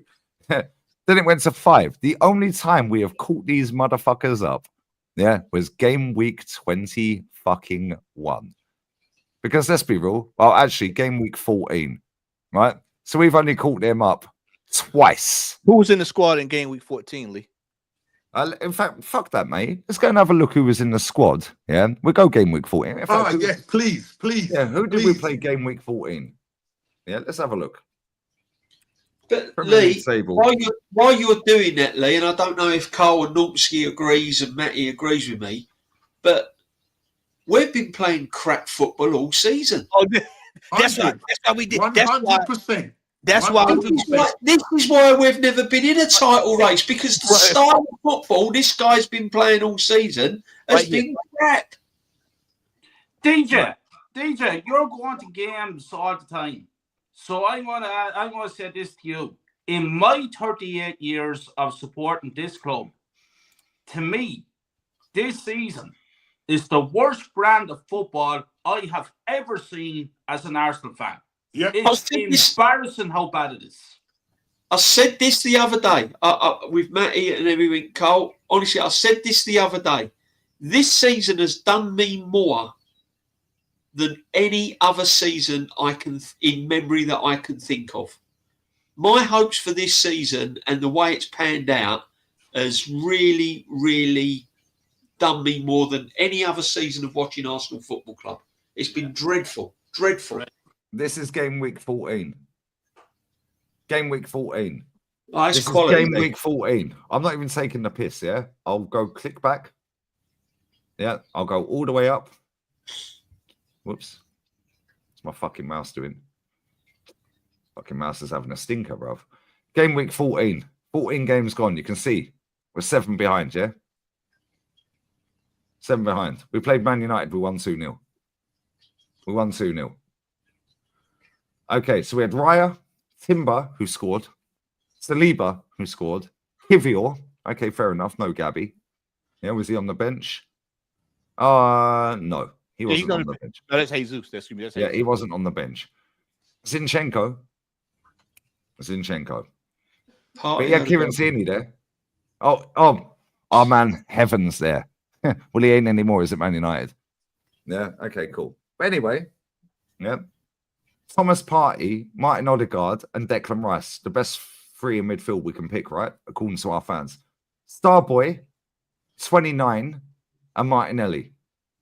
So other than Gabriel Magalhaes, and Zinchenko maybe, yeah, 9 of our 11 started that game. 9 of our best 11, according to our fans, started that game, yeah? The score was 2-0. 2-0. Who scored? Oh, 2 defenders. So we had Saka, we had 29, we had Martinelli, we had Rice, Partey, Odegaard. Yeah. Zinchenko, Kivior, Saliba, Timber, Raya. 2 defenders fucking scored. So where was the create? Oh, we scored off corners both times. Yeah, both times. It says it here. Header, goal, corner, Declan Rice assist. Yeah. Oh, look. William Saliba. Assist, Thomas Partey. Maybe it wasn't a corner for the Saliba goal. I can't remember. Maybe it weren't. Maybe it actually wasn't. I can't remember. Yeah, it was corners. I remember us talking about it. Yeah, but Partey don't take corners. Maybe the second goal wasn't a corner. I don't know. But either way, 73rd minute, was it a corner? Was it a corner? Was it a free kick? Yeah, free kick or a corner. Was it a corner? Chat, you know everything. Josh says it was 2 set pieces. I remember that. 2 set pieces. Yeah. I think one was a corner. Yes, it came off of fucking Partey's backside. Yes, it did. Come off of his backside. And that was off a corner. Yeah, it was corner. That was a corner from Odegaard. Yeah. And it came off his backside. Yes, it was. Yeah. Yeah. Okay. Yes, it fucking was. Right? That's game week 14. Yeah, let's go. We're 7 points behind at that point, yeah? 7 behind. 7. Look at where Chelsea are. Level with us. 7 fucking points behind. Now let's go to game week 7. Let's go to game week 7. Because we are 1 point behind at this stage, yeah? 1 point. This is the closest we've been to Liverpool all season. That was fucking 20 games ago. 20 fucking games ago. Yeah? They beat Palace 1-0. We beat Southampton 3-1. Just about, because they scored first. Oh shit! So, Partey at right back. Who knew? Tommy Asu fucking came on. That's the only game he's played all season. Yeah, he came on for 6 minutes. He came on for 6 minutes. Yeah. Saliba, Magalhaes, California. Oh, Sterling, Raheem the Dream. Rice, Jorginho, because the manager thinks he's slick. Odegaard was obviously out at this point. This is where he 29 and experimented, Jesus. wasn't it? Yeah. This is where he Starboy, experimented. Starboy and 29 scored. Yeah, they scored. They scored And the goal. Martinelli. Yep. And Martinelli, who came off the bench and scored. So, 29, left-footed shot, assist Bukayo Saka. That was probably a corner. Fucking unbelievable. That's right. Saka takes corners, right? No, I'm just done with it. Right, so that was a cross. No, it was a pass. It says there, pass. Right, left-footed shot from Gabriel Martinelli. Cross from Saka. Saka, right-footed shot. I remember that goal. Yes. Yes. Look at the fucking state of this. Look at the state of this. Look at the state of their team. Ramsdale in goal. Look, we don't even know half of their team, bruv. Yeah, look at the state of this. That is the fucking last time we were that close. 1 point. And that was 20 games ago. Since then, we've not been anywhere near them. Lee, can I just say, this was the game that I knew we was in trouble, because that might look as a 3-1 on the paper. But it wasn't. I'm telling you now. It wasn't. I'm telling you now, that could have gone either way, that game. And he had to bring Martinelli off the bench. You scored. That's right. That could have gone either way, that game. That was a shocking game. Shocking. Yeah, facts. Oh, McAllister went off injured in that game, yeah, against Palace. But I thought you didn't have injuries, Lauren. Okay. Goalkeeper out injured? Oh, yeah, 3 months. Cool. Best goalkeeper in the world. Okay, cool. Oh, you mean Allison, not McAllister. Let me get these super chats quick. I need to pee. Ronald, bless up. Can sit and listen to Lee, YouTube, Goat, Matt, Jez, DJB, Northside for multiple hours as a United fan, but then others can't for 5 minutes. They're an echo chamber. Folk, you know what sound like club paid PR. Yeah, bro, this is what it is. We say it as it is. Yeah, Allison done his hamstring. Facts, I remember. Yeah, facts. Big up Ronald, bro. Bless up to you, bro. I appreciate it. Big up DJ Madrid. Progress and injuries are excuses for failure. Saying Ancelotti don't do. Proper manager. 60-odd injuries last season, won 3 trophies, including the champs in the league. Don't worry, though, guys. They ain't brought a dog yet. Imagine he rocks up to Madrid, yeah? And goes, so, guys, I've brought a dog, guys. Yeah, I've brought a dog. It's called Win. Yeah, but, Mikel, you're second. Don't worry, guys. We got the same amount of fucking goal difference as Barcelona in the last 15 games, guys. Bro, they're fucking run him out of town. He wouldn't even get the job anyway. Yeah, they're paying Ancelotti 8 million. He's on 15. Are you mad? There's a notion that if he was to walk away from the club, there'd be top clubs waiting to step him up, just like that. Yeah. Just like that. Can somebody just tell me who would take him? Any top 10 clubs in Europe? Any of you guys in the chat that support other teams, yeah? Would you take him at your club? Yeah, yeah. Because he ain't getting the Barca job. And tell us the team you support. Tell us what team you support, yeah? Yeah. And Would yes you or take no. him? Lee, you should do a poll. Tell us what team. Man said Portsmouth, maybe. Fuck no, Everton. Big up, Daryl. I love you lot, man. Spurs, no. Never at Chelsea. Liverpool, no. Crazy. Big up Jurassic Jai. The seeds for inevitable collapse have been already planted. Arteta said we ought to be way lower. Top Gooners lap it up and we finish 6th. He's already planted that seed. You're right. You're absolutely fucking spot on. The fact he said that in the press conference, he knows they're fucked.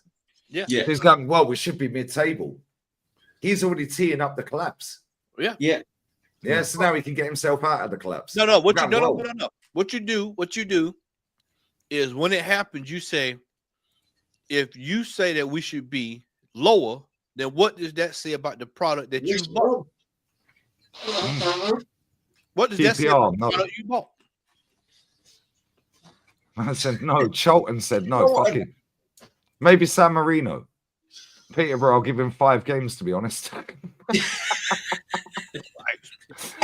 Now you lot are crazy. Barca, no. We take him as a Republic of Ireland All right, manager. big up Gillingham. Say again, Kyle. We take him as a Republic of Ireland manager. Because Ireland are absolute dirt. Yeah, well, so is he, so he'd fit in. Yeah, exactly. Now, this is crazy. Now, honestly, real talk, yeah. This guy, the way they've marketed and packaged it, yeah, it's like, oh my God, all the top clubs in world football want him. No, they don't. He's getting paid the second highest wage in world football. Yeah. I told you. Ancelotti is the most successful manager at Madrid. He's on nearly fucking half of this manager. Do you think Madrid, couldn't afford to pay Ancelotti fucking 15 mil? They're paying him 8 mil. I told you he sucked off the nip of that FA Cup. I mean, he has sucked off the nip of that cup. Real Madrid, yes, he can manage our toilets. He can be the janitor. That's in Barrow. Barrow, I'm not saying Barrow don't want him either, bruv. Now, you lot are crazy. I hear it, though. Big up to the normal one. Bless up to you, bro. You've been here for a day. Make Ireland worse. Did you see that? That was funny. No, it's true, though. Oh, the owners man. will sack Arteta if he doesn't get top four. Problem is, he will always get to the club to top four. His fans won't turn him because they're vibe addicts. AFTV still singing 5-1 City. Bro, the collapse is going to be glorious, and he's already teed it up. I didn't even think about that. The fact he said that no other manager could have us here, we should be mid-table. He's already teed up the collapse because he knows them players are fucking down tools. And they have down tools. Yeah, you can give me all the stats you want. Yeah, he's teed that up. That's a fucking bless up to you, bro. That is a great comment. Man said tooting and mitching. Nope. Big up O2 Dreamcast back when we were good. Yeah, how has this dickhead still not been sacked yet? Yeah, does he have a clause in his contract that gives him immunity? Yeah, it's called the fan base, bro. Yeah, soon as the fans have had enough, I beg we finish sixth. I beg we get past PSV and get pammed. Yeah, I beg we, even Madrid, mate. Bringing Sorloth and Correa off the bench. They've got Griezmann and Alvarez running around. Yeah, Conor Gallagher pulling the strings in midfield. We're not getting. I'd love to see it, mate, but I don't think we're getting past PSV. All PSV has got to do is score one goal at home, and then they'll come to the Emirates, play a low block, stink the place out, and we won't be able to break them down. That's it. I agree. If they go 2 goals up, we were saying this earlier, mate. If they go 2 goals up, it's finished. 2 goals is good enough. We ain't scoring 3 goals at the Emirates. Nah, we've got nothing in the middle. Yeah, Nothing. X says it all the time. Premier League polo, nothing in the middle. Which positions got most man of the matches for us? Defenders. Well, Saliba got it tonight, did he? Defenders, goalkeepers, and defenders. Yeah. Did Saliba get man of the match for us? Yeah, I think Saliba got man of the match. What, in the overall game or just for us? Morello got man the match. Not Murillo, the defender. Murillo, their defender. On the TV. Okay. I think Saliba got man of the match for us, did he? Yeah, Saliba got. Yeah, the chat's saying Saliba for us got man. How?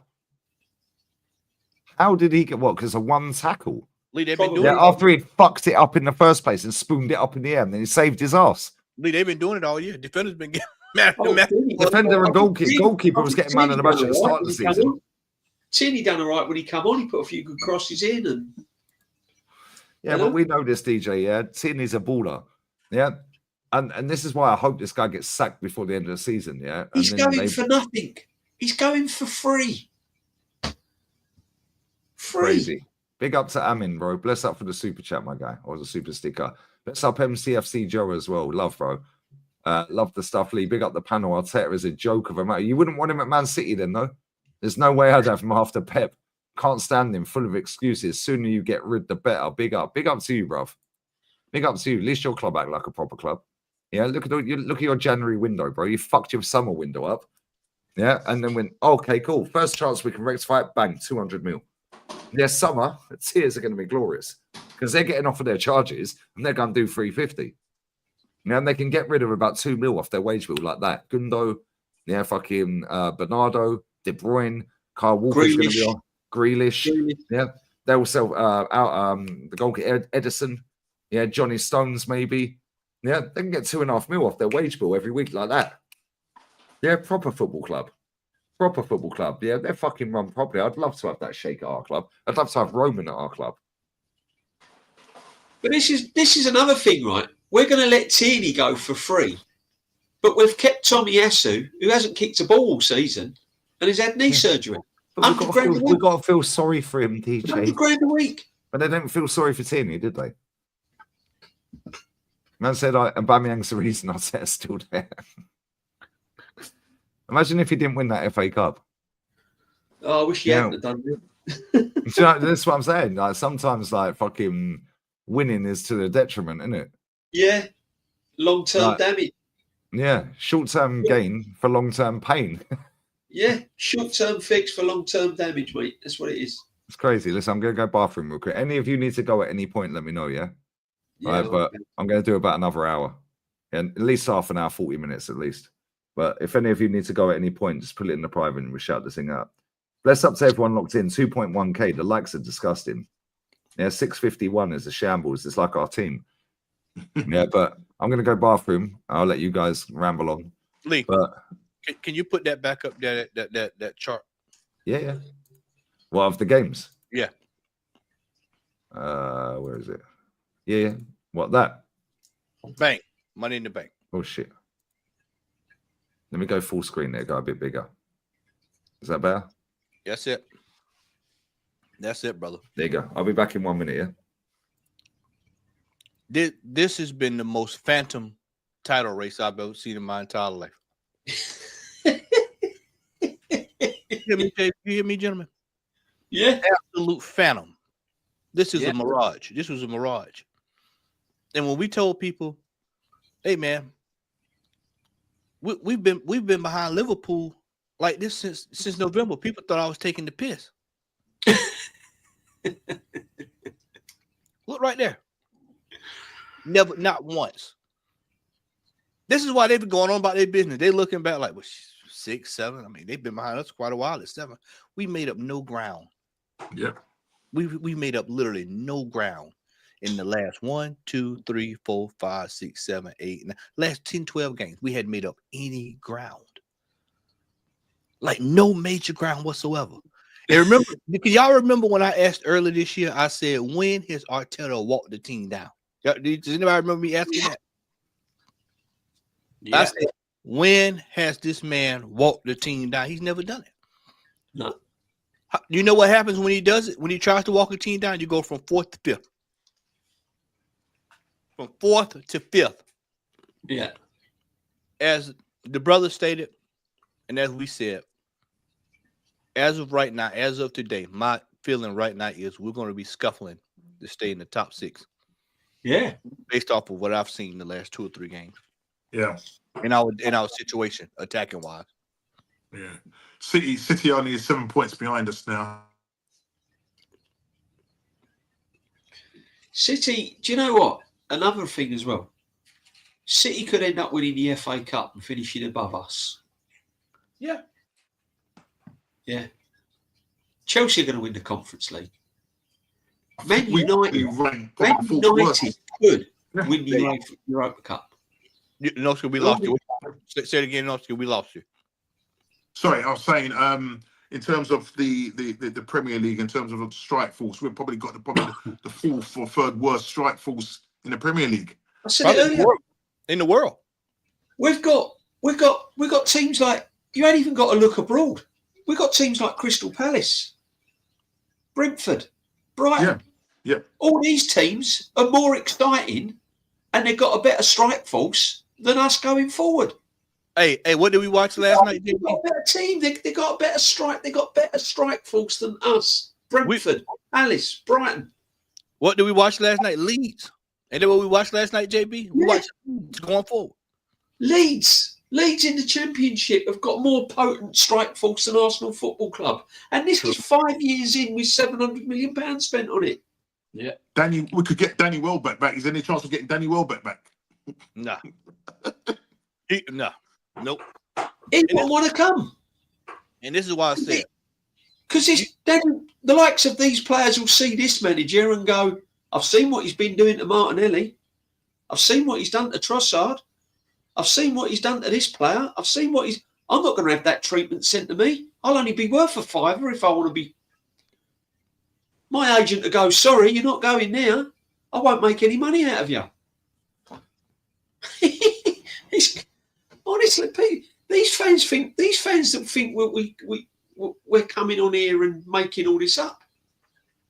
They think all this is all made up. They think this is for channel purposes. They think that this is they're only doing that just to get on YouTube or just to do. They all think this is fictitious stuff. Listen, this is when you start having emergency meetings, regular emergency meetings, there's a problem. Yeah, that's your there's problem. a major problem. Yeah, your problem is right there. Egal sat on show after show with all of us, and he said, "We're still in the title picture. We're still in the race. We're only this many points behind. We're only this behind." You start hearing Robbie. Robbie's over there talking about, well, we're only in this. We're in second place. Look at that second place right there. Look at that second place. 13 points. Look at that second place. Normally when you in time past, you look at when we used to sort of fall off, it was probably around about late March. Well, I told you when we're out of all competitions, yeah. What did I say? They're saying it's progress, Normski. They're saying it's progress. How is it progress when you take it to the last game of the season last season and it's over by February this season? How's that progress? How is it progress? This is what I told you. I said we're going to have really, really, really bad results because this is only February. I don't see any goals coming from anywhere. Nowhere on anything. At best, listen to y'all, at best, we'll draw some games. At best. That's the best case scenario right now. We're probably going to win maybe 2 games. Right now, at the best, maybe 2 games for the rest of the season. And that depends on if Manchester United want to show up. Let's see if they want to show up. Oh, they'll show up. Old Trafford at Arsenal, they'll show up. Even Cole said, by Halloween. And he's bang on. If looking at that, it was over Halloween and before. When Lee gets back, I'm going to ask him to see if he can pull up the October fixtures to see what the fixtures was for October. Yeah, what the corresponding is. And you're talking about the rest of the season. And you're right. We're in serious bother. Not just that we're not going to score goals. Stay at the football we're playing. It's horrific. The football is horrific. Yeah. You see better in the second division. I see better in Sunday League football over here in Ireland. Yeah. It's embarrassing. Yeah. It's terrible, isn't it? We watched Segunda Division football last night. JB had a chance to watch. Yeah, we did. Yeah. We watched about an hour of it. And that's what I was gonna bring up earlier. It's just to hear the joy in your voice watching the game. I had never heard a man that happy. Wow, what a move, what a pass. Then you hear him talk about Arsenal tonight? Bullshit. Absolute bullshit. Professional footballers. These are top paid men. And you see how disgusting, how shit the football has been this entire year. I'll tell you the truth. It's been hard for us to get through some games this year. Me, Lee, and Kenny, and Ola. To sit through the shit that we've had to sit through and watch. If it wasn't for the chat, we probably wouldn't make it. It's been absolutely fucking disgusting to watch this shit show. From the first game. From the first game. My girlfriend, who don't even watch Arsenal a lot, was sitting next to me during the Aston Villa game. And you know what she did? Lee know I'm telling the truth. He heard it. She looked up at me, she said, "Why are you watching this shit?" Matty, she's Brazilian. Did she watch the Brazilian national team? Yeah. Did she watch the Brazilian national team? Yeah. She looked at me and said, "Baby, why are you watching this shit?" No, Matty, answer. Does she watch the Brazilian national team? Or what are her thoughts on that? Yeah. What are her thoughts on that? They're popcorn makers. That's what she calls them, popcorn makers. She goes, even people in Brazil don't watch this shit. Yeah. Yeah, so then she's sitting there going, why are you watching this shit? Yeah. She said, this is Aston Villa against the Arsenal Aston Villa. Why are you watching this shit? Second game of the season? Third game of the season? Yeah, third game, whatever it was. Yeah, third game. When we got dog walked around midfield and skanked a 2-0 win. Yeah, and I heard what you were saying, yeah. DJ, yeah, and I'll get the October fixtures up, yeah. because I was listening. I had to hang my washing out. It's been sat there for fucking hours in that washing machine, so I had to hang it out. Yeah, I kept forgetting about it. Yeah. But DJ, you sat there last night, yeah? And we watched a geezer. I can't remember his name. We're trying to find the geezer's name because we will find it. And what did I say? I was like, who does he remind you of? And we went, Santi Cazorla. Do you remember the geezer? Yeah. Yeah, it's the fella that was from Montpellier. Yeah. Was it Montpellier? Yeah. Yeah. Fucking Santi Cazorla. Yeah. Frenchly, wherever he is, second, first, whatever, I don't know. Yeah. We sat there after you left, DJ. Yeah. Me and Matty sat there until about fucking 5 a.m. Yeah. And then I had a stinker and hook to Matty. Yeah. Dan Potts had a great transfer window. I can't lie because he got Matty in. Yeah. Last minute deal, deadline day. Yeah. 11th hour. Yeah. Because fucking my Apple iPhone did a fucking upgrade. Yeah. They were like, oh, you need to do an upgrade here and you need to do this. And it fucking cancelled my alarms and killed off 75% of my WhatsApp. Yeah. Cheers for the update, bro. Cheers. Yeah. And then I woke up. I was like, shit, Potts has called me 25 times. No, he didn't. He called me about 4 times. But when I woke up, you know, when you do an update on your phone, on your iPhone, yeah, the screen's black. It didn't turn back on. So I pressed it and it comes up in all the different languages. Yeah, so I was like, shit, what time is it? I was like, oh, shit, I've missed Potts. Yeah. So fucking, I've gone through the code and all of that. And I was like, shit, the alarms didn't set. But they set when I went to sleep. So yeah, Matty came in at lastminute.com. Yeah. Matty, deadline day fucking... All right, deadline day record signing, mate, and absolutely smashed that show with Potsy. Smashed it. Check it out, people. But yeah, let's get October fixtures up. Yeah, because this is a joke, and people need to know this, and most people won't even bother looking at it. Yeah, but this is why this fan base is fucked, because what they do is they go, oh, the dark arts. They go and play along with the dark arts. Yeah. Then they go, oh, Liverpool will fall away. Oh, but Liverpool have had all their forwards healthy. Hey, Lee, let's laugh at City because that's what they were doing through most of that. Stay humble, eh? Stay humble. 9s and 7s and 7. Look at City. Listen, look at Spurs. Yep. Nobody's looking at it. Stay humble, eh? How's that working out? Because since fucking Skelly did that, yeah, and started fucking finishing above us. Yeah. Facts. Yeah. They will finish above us. You can see it. You can see it coming. Mate, there's 7 behind us. Let me look at their fixtures quickly. Let me look at their fixtures. They got Plymouth next, then they got Forest away. They got Forest away on Saturday, 8th of March. 8th of March. Then after that, they got Brighton at home, Leicester at home, United away, Palace at home, yeah, Everton away, Villa at home, Wolves at home, Southampton at home, Southampton away, Bournemouth at home, Fulham away. Then they're in the Club World Cup. All their home games are going to win. Yeah. Oh, 100%. All their home games, I've got them here. All their home games, Man City are going to win. Brighton, Leicester, Palace, Villa, Wolves, yeah, Bournemouth. They'll win every single one of them. So there's fucking 18 points. And there you go. They'll beat Southampton away. Hang on, let me just check. 1, 2, 3, 4, pull up 5. Yeah, they got 6 home games. So there's 18 points. There's 18 points. We ain't getting anywhere near that. We'll be lucky to get 18 points. JB, pull up Forest. Look at Forest. We've got Liverpool to play at Anfield. We've got to go to St James's Park. No, that's at home. That's at home. Oh, is that home? Is it? Sorry, Newcastle. They whooped us at home already one time. Yeah, ain't no better, Normski. Yeah, I'm sorry. It doesn't make no difference, does it? Just give them 3 points, forfeit the game. Oh my god! Mate, Forest fixtures, yeah, Forest fixtures. Yeah, they've got Ipswich in the cup at the weekend because they're still in it. Yeah, then they've got City obviously away, Ipswich away, United away. Fuck no, they've got 4 away games in a row. Then they've got Villa away. Oh, sorry, I'm lying. That's 4 home games in a row. Yeah. Hang on. Sorry, they're beating Spurs.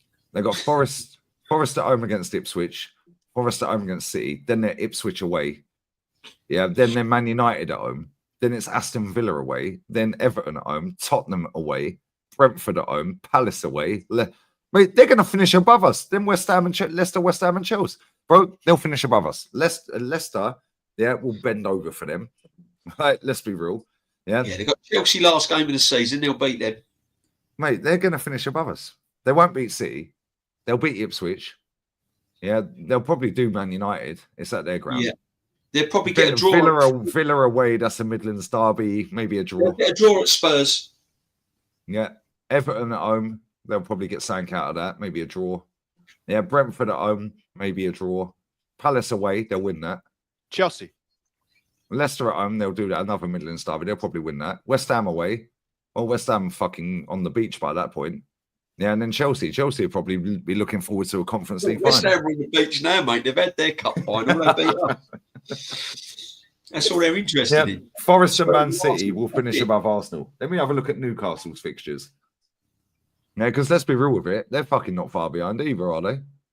Yeah, they're just trying. Oh, actually, they lost tonight. So Newcastle, I think Newcastle are dropping off a little bit. Yeah, it's a bit too far. 10 points. Yeah, 10 points.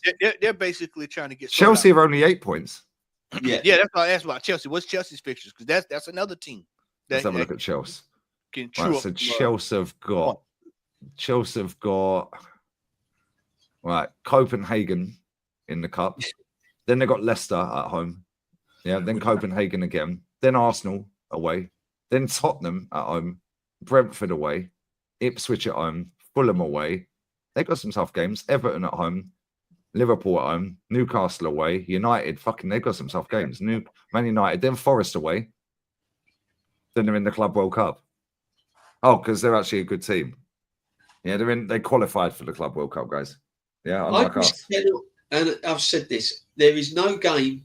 There has been no game this season where I have gone into watching Arsenal and saying we're definitely going to win this game. Mm. But last season and the season before, you were turning up going, yo, we're going to pam this lot. Yeah, we'll win today. There's not one game this season that I've said we're going to win. We're going to win. Oh, we're going to walk this. Mm. And all these fan base will be saying, yeah, we'll smash these 3-0. We'll beat these 4-0. I haven't seen the evidence. And this DJ, the reason why you're thinking like this is because obviously the style of play. Yeah, because we said it right from the beginning. It's not sustainable. So when you're going into these games, you're thinking because literally. Sorry to cut in. Yeah, Carl's got a bounce, so I've only just seen it, mate. Sorry. Yeah, Carl's got a bounce. Bless up for coming on, Carl. I'll let you carry on. Big up, Carl. Good to see you, brother. Top man, man. You're on mute, mate. You're on mute. Thanks very much, lads. Big up to you all. Lee, appreciate it. Mass, Normski, DJ, pleasure.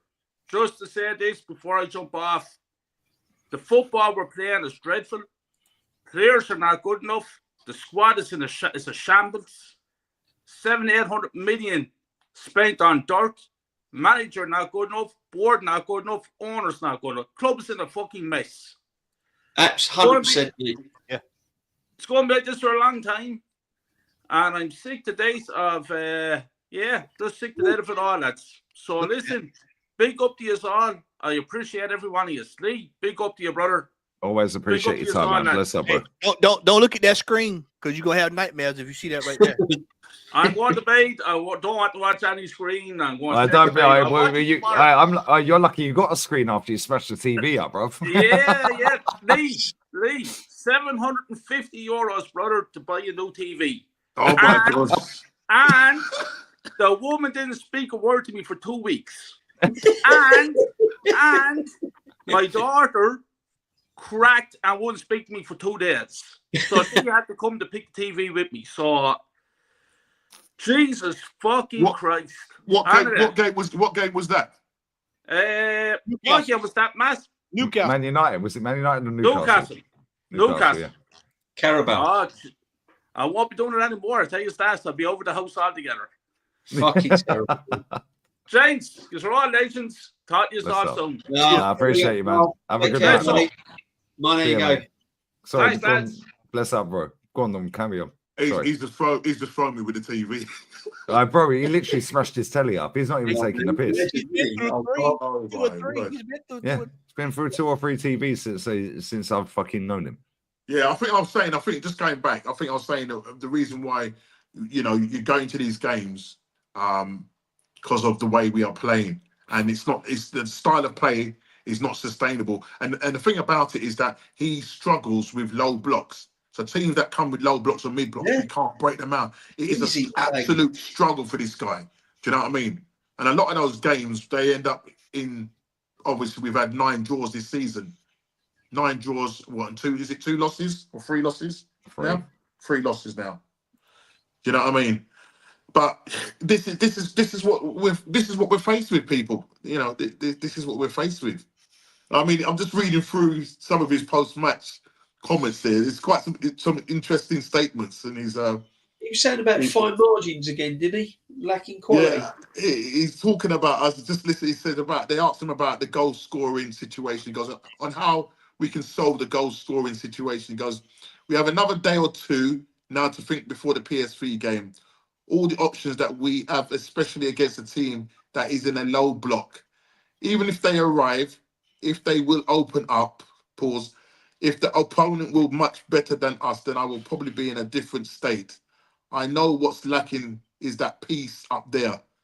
And I just said there's a lot to play for, and we need to find a solution to unlock it. But he knew it was lacking that piece up there fucking last season. He's known it for 5. He had Havertz scoring 8-9 goals a season. So he knows the piece. He knows the pieces. And this is what gets me with this guy. This guy has played behind top strikers. This guy has been in teams with top players, and he can't recognise what we need as a football club. He was too busy kissing Wenger's ass. If y'all can remember, they used to call him the student. And he called him they would call him teacher's pet. The teacher's pet. Yeah, teacher's pet. Yeah, internal solutions. Let's go through his press conference. In fact, let me get these super chats real quick. We'll go through his fucking press conference. He was playing with strikers. Bro, this is the problem. Yeah, this guy is a liar. Yeah, he's a pathological, certified, compulsive, pathological fucking psychic. Like, he's a psycho, bruv. Yeah, this guy is a crazy motherfucker. Yeah, but the way he sits there, yeah, with his great posture and he's smiling and all of this and that, yeah, he's lying. Yeah, nobody calls him out on it because they get kicked out. And if he signs Sesko in the summer, we'll be having the same conversation again. This clip it. Yeah. If he signs Sesko ain't going to do fuck all for us. It's another project. He's a maybe. It's another project. I'm going to throw the bomb right now. Let me take this. I'm telling you now, if he signs Sesko in the summer, we will be sitting here this time next season having the same conversation, but it won't be 13 points behind the champions. It'll be, how can we get into the top 4? What do we need to get to the top 4? You come a Matt Ball. Sesko ain't coming. No, Sesko ain't be coming. No, yeah. He gonna look at you. Sesko, anybody that care about their career, he's already turned us down one time. I think I'll stay here, so I'm not ready yet to make a move. Yeah. Oh no, he ain't stupid. He's not coming to play behind Kai Havertz. Not coming to play behind Kai. And that's why no strikers ever signed since 29's turned up. Yeah. No. Oh, he wanted Ollie Watkins. Yeah. Somebody in my chat. Yeah. I can't remember. Is it Jay Lees? Jay Lees. I think it's Jay Lees. I may be wrong. Yeah. His brother is the driver. Yeah. For not Ivan Toney. Fucking Ollie Watkins. He's his driver. Yeah. He goes, I'll email you proof if you want it. I was like, no, allow that, mate. You was on the watch on when he did it. Yeah. And it was like, and he told me this on a stream. He goes, yo, we bid 34 mil and said 17 up front. 17 up front. It was a token gesture. Excellent. Oh, we tried. We didn't fucking try. Big up Jester as well. Big ups. I need to get you on for a guest spot one day. So many of your lads and real ones are a part of my banter now. Get cooking. We're cooking, bruv. 22 Michelin stars, bruv. Yeah, bless up to you. Sub to this guy's channel as well. Some nutty Aussie, bruv. Yeah, big up to you. Yeah, he plays Gran Turismo. Bless up, Jester. Yeah, big up, man. I think Leak crossed him. Yeah, bless up. When we talk about that whole shindig about Ivan Toney and attitude, what do you think part of that attitude thing was? They probably sat down and talked to him and said, "Hey, we got Kai Havertz here. We'll split the time between y'all," or some rigmarole. And he said, "Oh, are you kidding me, bro? Me? But apparently Ivan Tony's got an attitude, but not once in Saudi has he been a problem. Yeah, why is it all the black players have an attitude, but none of the white players? Jamie Vardy's not got an attitude. And look, he's pointing to the badge. Yeah, giving it, one for me, fuck all for you. Kicking the rainbow flag. Why ain't he got an attitude? Why is it Ivan Toney? Why is it Pogba? Yeah, why is it fucking all these players? Fuck off, man. It's bullshit, bruv. I'm sick to death of this club. Yeah. But anyway, let's go through this fucker's press conference after the game. Let's listen to this bullshit, yeah? We'll share their website. I don't normally share it because I hate them. Yeah. Balotelli, apparently attitude problem. Do you know what I mean? Yeah. Wilfried Zaha, attitude problem. Yeah. Fucking who's the other? Moise Keane, attitude problem.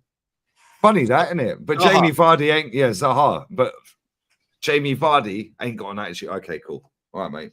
Yeah, he ain't got an attitude problem. Okay, all right, cool. Bruno ain't got an attitude problem. Dele Alli, attitude problem.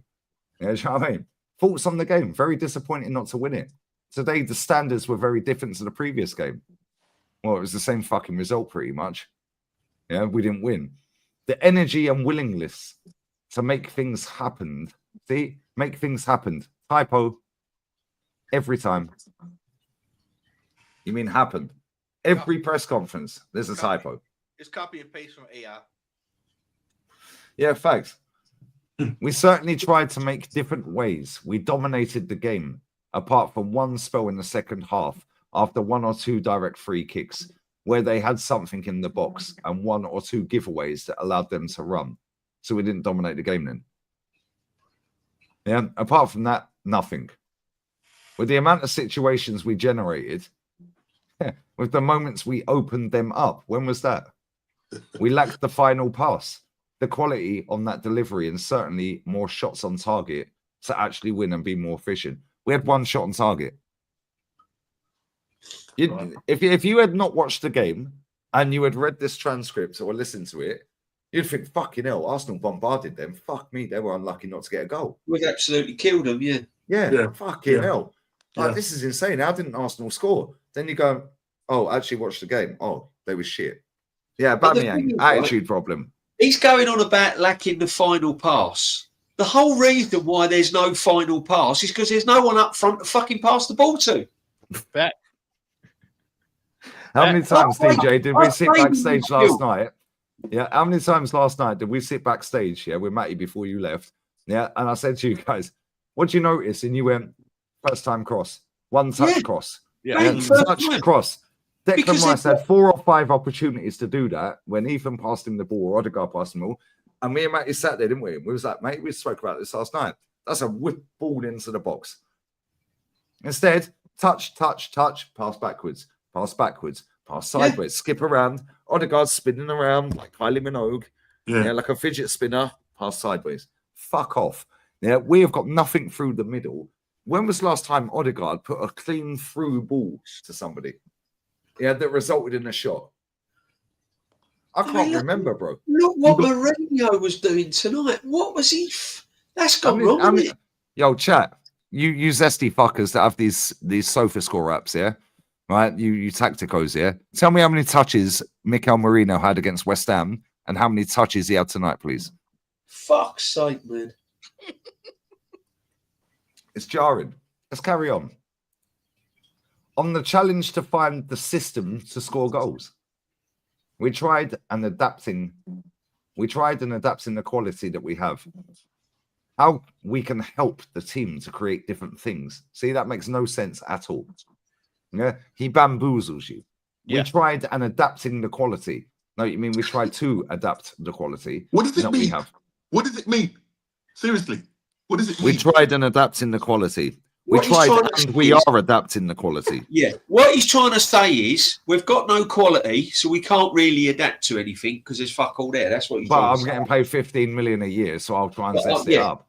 Yeah, but I've got to zest it up because I'm getting paid 15 million a year or I'm out of a job. And there's always there's always there's buzzwords and keywords in there that he always uses. Generate. We generate. Generate. The desire.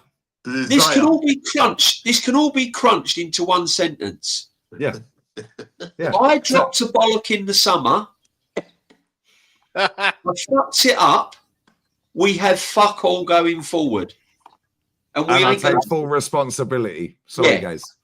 and we're not going to score in a month for Sundays. And we ain't. And I couldn't even score in a fucking brothel. But he conquered his wife, so that's all good. Yeah. Yeah. Yeah. Ian said to have threats from different qualities. What does that even mean? Let's read this from start to finish. Yeah. We tried and adapting the quality that we have. Yeah. How we can help the team to create different things, to have threats from different qualities. Probably they are not about arriving in the box and creating some magic moments. Here you go. Yeah. They are other kinds of players to try to adapt, to do the best we can. What the fuck is he waffling about? What does that even say? The challenge on finding a system to score goals. We tried and adapting the quality that we have. Yeah. How we can help the team to create different things, to have threats from different qualities. What does that even mean? Can I interject here? He Always. said, I'm gonna read it because I want to land this real right there. Put it in your lap. We tried and adapting the quality that we have, how we can help the team create different things to have threats from different qualities. It sounds sexy, doesn't it? It sounds amazing. Yeah, watch this. Sounds like he knows what he's talking about. Oh Watch my this, god! You ready? I'm going to do Normski the way I did you earlier. Normski, hold your hands out like this towards the camera. Put it in your hand. What did he just say about yesterday? He said with this team he had to work a miracle. We even said it in there. We need magic moments. We need magic moments, miracles. So Wait, now you sure he doesn't need magic mushrooms? Yeah, he need magic beans. Yeah, fuck you.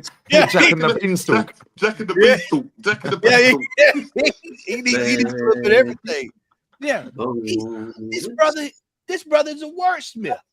He's a certified wordsmith. He's a shyster, matey. That's what he is, a shyster. No, he's past that. He's a complete bullshit artist. This right here is a bullshit. This is that dude that all of us have seen on the We job. have two big chances, I think.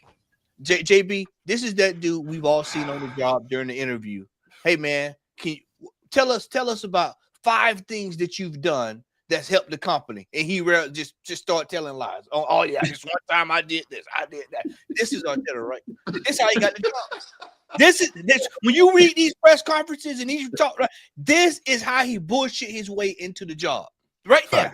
And This Josh is it. Kroenke don't know about football, Yeah, so he's this like, is it. wow, this is Yeah. amazing. Right. This is it right there. This is how he bullshitted himself into the job as the coach of Arsenal right here. Just saying all kind of wild shit. Man said in the chat, I'm hoping this is true. Against West Ham, Mikel Merino had 8 touches. Against Forest, he had 4. Is that true? Is that true? Mikel Merino had 4 touches against. If we had no 2 games, he's had 12 touches in 2 games in over 180 minutes. Is that actually true? Please tell me that's true. It's got to be elite because we hadn't scored a goal. We ain't seen him. Goals in 2 games. We have not seen him. The ball boys had more touches than Merino. Yeah, Lee, right here. West Ham. 2 shots on target. 2 shots on target. And then tonight 1. 3 in 2 games. 3 shots on target in 2 games. We got the ball boys having more touches, and the fucking balls are on the cones. Yeah. Fucking crazy, isn't it? No, this is crazy shit. But look at the way he sexed that up and made it sexy and dramatic, and oh my god. Yeah. I don't listen to it. But this is why I do it, DJ. Yeah, right. I do this to dissect his bullshit into fucking plain English. Yeah, because this guy would bamboozle anyone. You think, fucking hell. Oh wow. We tried and adapted the quality that we have. That first sentence there. Just check that first sentence out there. On our set pieces. On our set pieces. On our set We haven't pieces. scored a set piece since December.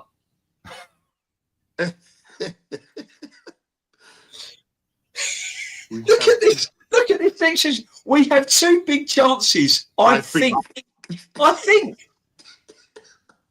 How are you not? I think we have 2 big chances. I think, Matty. Look. He doesn't even know. He doesn't even know.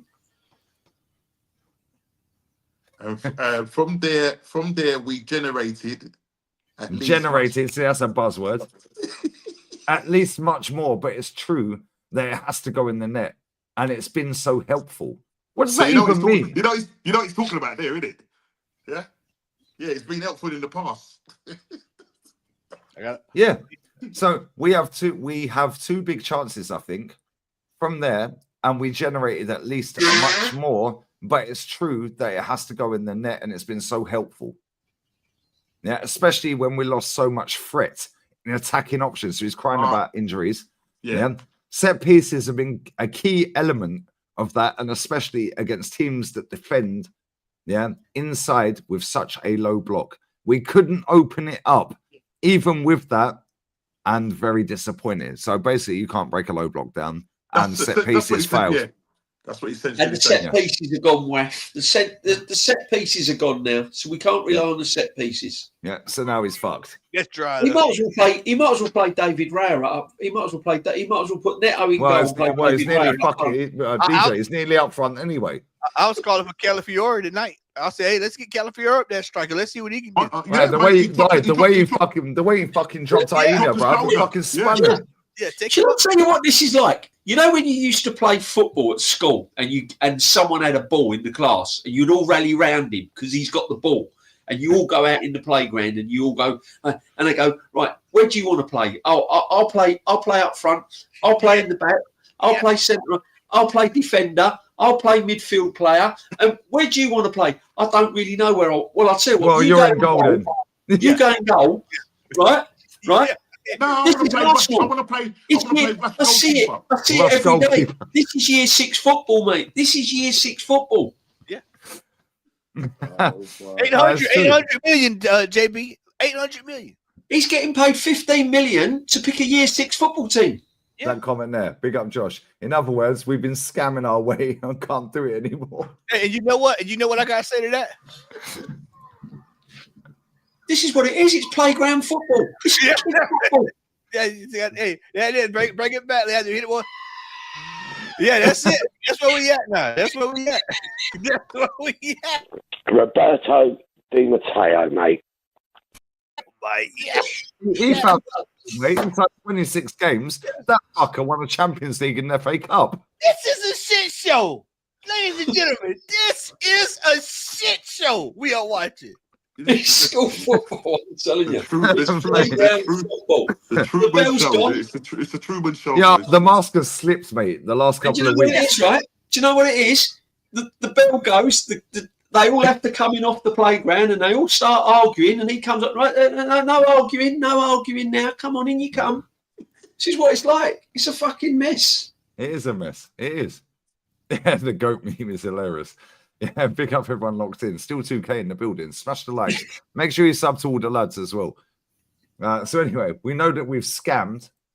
Yeah, we've scammed our way through the season, right? Because he's just told us on how we solve our goal scoring situation.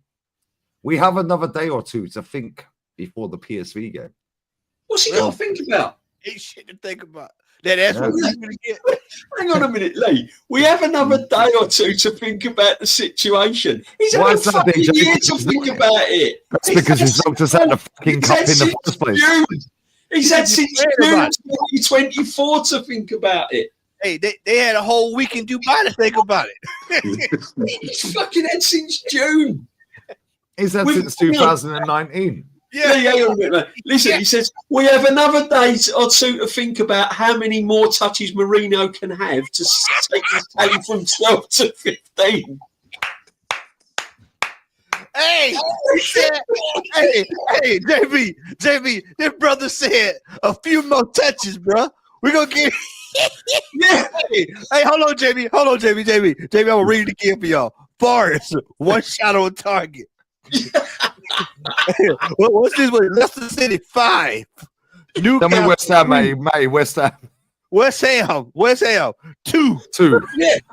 2. So hang on a minute. I'm going to have 2 more days to think about how I can turn Marino into a 12-touch player to a 15-touch player. Yeah. How I can turn him into fucking the next Van Persie. Yeah, but hang on a minute. How can you actually turn him into a goal scorer? I don't know. I'm thinking of playing David Raya up front. The creative spark. He can be the creative spark. He's probably the quickest player in our team. You see him fucking licking. Hey, Guns. He'll be the vanguard. He can be the vanguard. After watching David Raya out sprint, after watching David Raya sprinting, I'm thinking of playing him on the left. This brother is done and dusted. I told you. I said this is what this man deserves. People might have a pop at me for like over exaggerating, but this man deserves the piss taken out of him because this is what he's doing to us as fans. Facts. He's trying to con us all. He's trying to con us, and he'll con a lot of people. Normski, £91. I said it earlier for a ticket to watch the second leg of the PSV.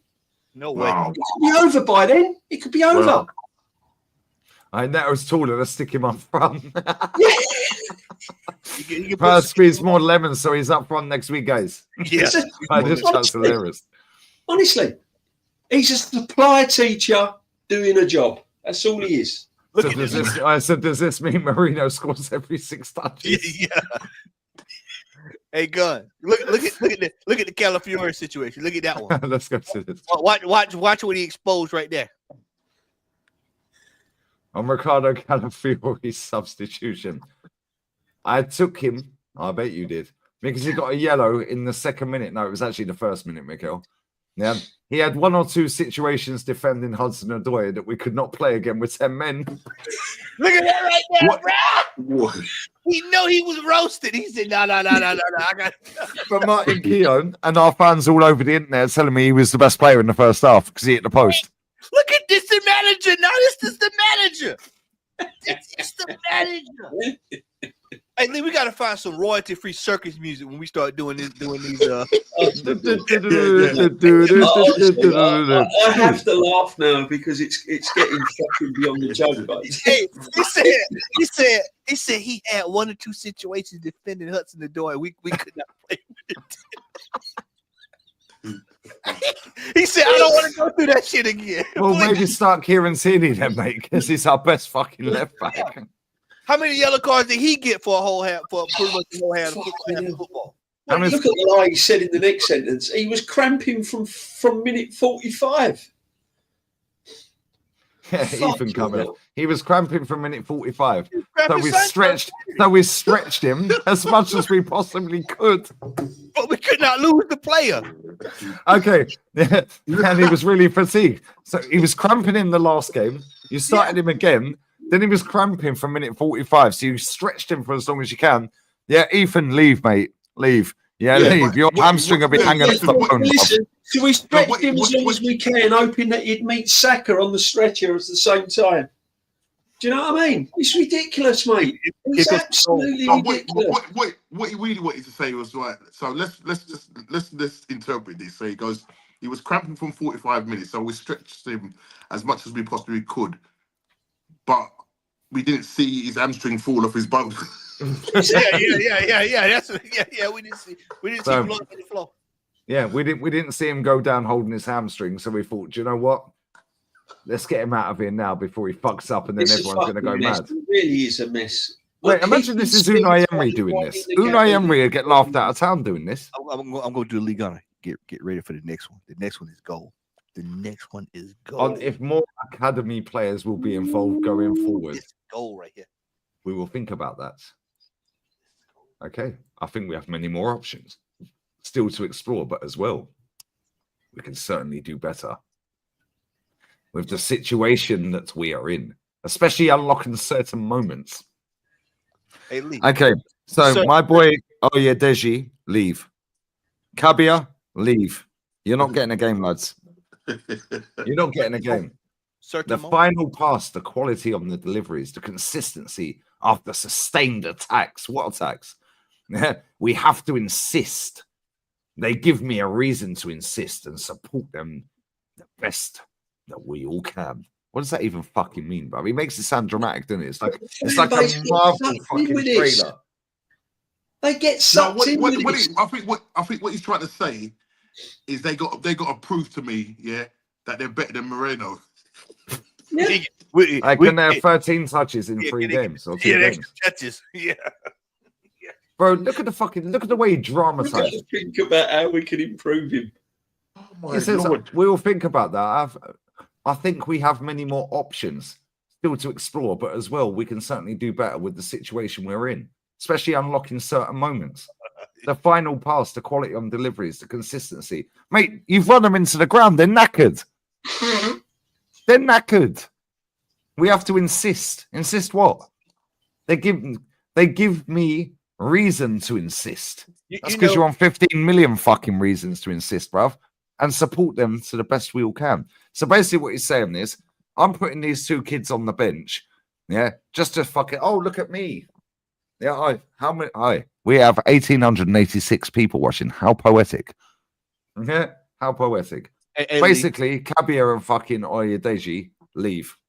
Hey, Lee, you appreciate this. You remember we was coming up, man, and you watched Transformers? And then they would start breaking. Robots in disguise. Yeah, and they would break the what was going on the show down. Yep. And that's what Arteta does. I'm just now waiting for something to pop up on the screen and go, and now we return to the Transformers. Wait, Bro, that pop up now. This guy makes everything sound like a fucking movie trailer. Yeah. That's what I said. And now we return to the Transformers. You can see this though. Look at that last sentence there on Declan Rice and Gabriel arguing at the end. You didn't see it. I don't know. I haven't seen it. Okay. I walked to the referees and our supporters. I didn't see anything. Look at Sterling. Look at Sterling. Look at Sterling. Look at Sterling's performance. I wouldn't like to personally talk about my players because they're all trying their best for sure. Okay, cool. But you've spoke about the players all the way through this press conference, mate. What's he talking about? Yeah, he was asked about Calafiori. Yeah, he was asked about Calafiori. He was asked about, look, I took him off because he's got a yellow card. He broke it down. Yeah, he had 1 or 2 situations defending Hunter of the door, so we couldn't play with 10 men again. But then, yeah, he doesn't want to speak. Yeah, he doesn't want to speak. He doesn't. It's on Raheem's performance. I wouldn't like to talk personally about players. They're all trying their best. So, okay, Mikel, well, you said that. But 4 questions, 10 questions back. Yeah, in fact, not even that. 1, 2, because you spoke about Ethan coming off. So there's another one. Yeah, you then spoke about the academy players. Yeah. So 2 questions later, you don't want to speak about players, but you spoke about them there. 2 questions later, 3, 4. So 3 of the last 5, you spoke about players. Yeah. Then you spoke. I don't know. You spoke about players again. I didn't see it. Basically, he ain't worth shit, so I ain't gonna need to talk about it. Let's move on. Yeah, basically. That's what he said. Let's move on. We'll go to something else. And if it's good to have frustration, where he conquered his wife. Yeah. And they're probably demanding from each other. I really don't know the topic that they discussed. What? How the fuck can we get away from this club? That's probably what they're discussing. Yeah, they're in group chats going, this guy's a clown. Yeah, they're laughing. Yeah, no, they're probably watching the emergency meeting, lads. Big ups to them. Get out while you can, lads. Yeah. Get out I don't know what they're discussing. Get this fucking bloke away from me. That's what they're discussing. He's killing our hamstrings, lads, and our knees. This is a shit show, lads. On getting players like Bukayo Saka and Gabriel Martinelli back soon, I don't think so. What did I tell you, Lee? Everybody thought they coming back. Not coming back in time soon. But they'll be back for the PSV game, according to this fan base. They'll be back for the last game where they can go around the stadium and everybody can jump around like a damn fool. With a new shirt on for next season. Yep. And then oh, look at what we could have won. Yep. Fucking bullshit. Yeah. Getting players like Bukayo Saka and Gabriel Martinelli back soon? I don't think so. Okay, cool. Liz has actually fucking been honest for a change. Yep. If they will be back for the Fulham game after international break. I think so. But let's see how they evolve. That's a good buzzword he loves. In the next few weeks to make the right steps. Then after that, they've been out for so long. Yeah, long time. So we're going to have to integrate them as well gradually. They're evolving, but they are still a bit far. Lads, they're not back after the international break. They're not back after the international break. are not rushing them back. We have a meeting tomorrow to discuss where they are. They're probably in group chats looking at their agents saying, "Get the fucking I'm a footballer. Get me out of here before he kills my hamstring." Yeah. Especially Gabby. This is the best bit. Especially Gabby, who probably has a chance before Bukayo to come in. But how soon it is, we'll have to see how it evolves. He loves the evolves over the next week or 10 days. Guys, we're not seeing Saka this season. And if we do, he'll come on for 1 minute or we'll do the lap of shame at the end of the season with the new kit on. Look at the state of that. Find solutions. Look at the state of that press conference. That's a shit show, y'all. His last 3 or 4 press conferences have been a joke, bro. But that tells me he's rattled. That tells me he's rattled, Normski. Listen, he was in his post-match when they interviewed him just straight after the game, mate. He was at. I don't know if anybody's seen it, but he was at the report, mate. Do you know what I mean? He just wasn't having it. You could see in his eyes, he's just literally very dismissive, very arrogant. Just one word snap. Do you know what I mean? And he's like, he's just literally just staring, like, you know what I mean? I'll see you. He's gonna look if the next 6 matches or 7 matches don't go our way, and he's gonna look really, really under pressure. JB, what did I tell you all last night on the show with Dan? Now you see why I said. Now, are you starting to kind of put it together? Why I said what I said? It's getting worse. It's getting worse by the week. It's getting worse by the week. This is the first time he's been under pressure, and look how rattled he is. Yeah. And he is under pressure. As much as most of the fan base are on board, he's still rattled. Because them players, Trossard's down tools. Let's be real. He's not as shit as he's played. Odegaard's down tools. He's not as shit as he's played. Saliba's down tools. Not as shit as he's played. Yeah. Timber shouldn't have played as much as he has. Yeah. And then he's Ben White. Ben White don't like football anyway. Yeah. Rice. He's broken toe. But that close. Rice. Declan Rice. Has down tools. Let's go back to when he first got here and he took him out in that Spurs game. So I hadn't forgot about that Spurs game when he took him out. And Rice was 38 hot, and bro, look at the West Ham game where he threw his fucking boots down the other day. Yeah. Maybe that's because he played shit. Yeah, maybe that is. We don't know. We don't know what Declan was thinking. We're not there. Yeah, we're not in his head. Yeah, we've seen it. DJ was there. Yeah, but we was watching. Yeah, we were all watching. He was seething. Yeah. I know for a fact. Yeah. Well, I don't know for a fact. I'm guessing it's a fact. But when you look at the body language of these players, the fire in the eyes, in the art, them players are fucking bored, mate. They're fucking now going set piece again, LA. Bro, these players are not as bad as the performances are showing. They're not. And they're all getting injured. A lot of them getting injured. But yeah, but they're all getting injured. Yeah, and they're all in fucking group chats with each other. And fucking hell, he's run me into the ground, this cunt. Yeah. Now my hamstring's off its fucking bone. Really bad. Let's look at it for what it is. They go to Dubai for a refresh, a reset. And bring in the energy, said our captain. Yeah. Kai Havertz gets injured. They ask him, well, what happened? He says, he got injured on a high pressing drill. So what are you saying, man? So let's explain. This is why sometimes you have to listen to get the answer you're looking for. Yeah, the more he talks, the more he fucks himself. This is what he's been doing the entire time he's been here. He goes in his high. I even alluded to it today during the broadcast. A high pressure practice. That's all he does. Is high pressure. Why are you high pressure when you're supposed to be on vacation? Chilling. Y'all supposed to be, just going through the paces, watching film, like training, recovery. Yeah, because that's what they said, JP. They said we're going over there. Exactly. Stretches, yoga, bike work, like on the bike. Yeah. On the bike. Drills, or stuff where you're bonding and getting morale. Swimming. Yeah, fucking bit of swimming. Yeah. Fucking crossbar challenge. Yeah. Not fucking intense training. Like this is mid-June. Big up Leroy. 2 days. And he's out here high pressing training. Remember, you kept saying why are people getting hurt? Why we got tackling each other? This is why, Lee. This is he's beating our players up off the pitch and at practice. And then I would imagine they're probably practicing twice a day. So these guys, by the time they get to a game, they're knackered. They're done. They're done. And now with the injuries we do have in forward positions, do you know what? I don't even blame the forwards that are playing. We've got nothing in midfield. No. And when the midfield, like you guys said, when Declan Rice gets the ball, he's got no one to pass to. He's got no one. But then when he does have someone to pass to, he can just whip the ball into the box, yeah? There's 6 players in the box. He can whip the ball in. But now he's been told, no, don't waste the ball.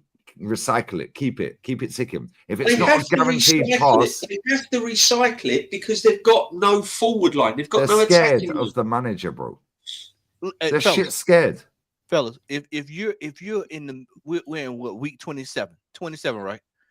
And you've got 2 or 3 games a week, especially back in January. We had games coming thick, fast, and hurry. Brother, that's when you kind of ease up off the gas a little bit. Yeah. You ease up then.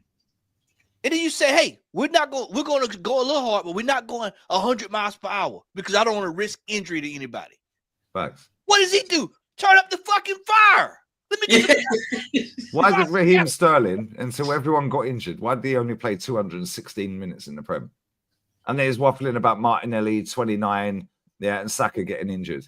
Well, use Raheem then. Because maybe he wouldn't be as shit as he is if he had used him. He's been falling off at different time. He looks overweight anyway, for his build, right?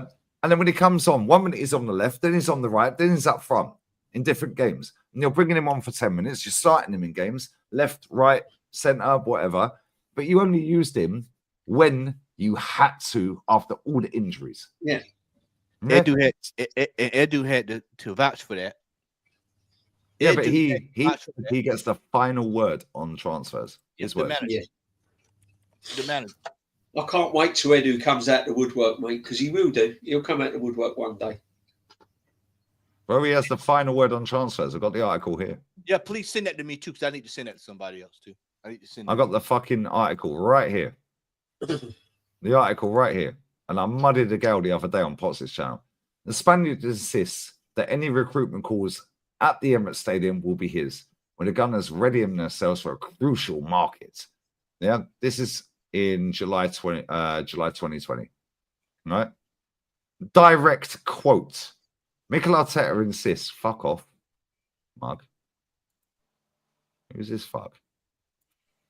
Mikel Arteta insists that it will have the final say on transfers and admits that his margin for error is very, very small, heading towards a vital window for the Gunners. The purse strings were loosened in North London for Unai during the summer to 19. Well, they weren't really. Sizable investments for Nicolas Pepe, David Luiz, and Kieran Tierney saw expectations rise at the Emirates. Okay, cool. Blah, blah, blah, blah, blah. Let's go.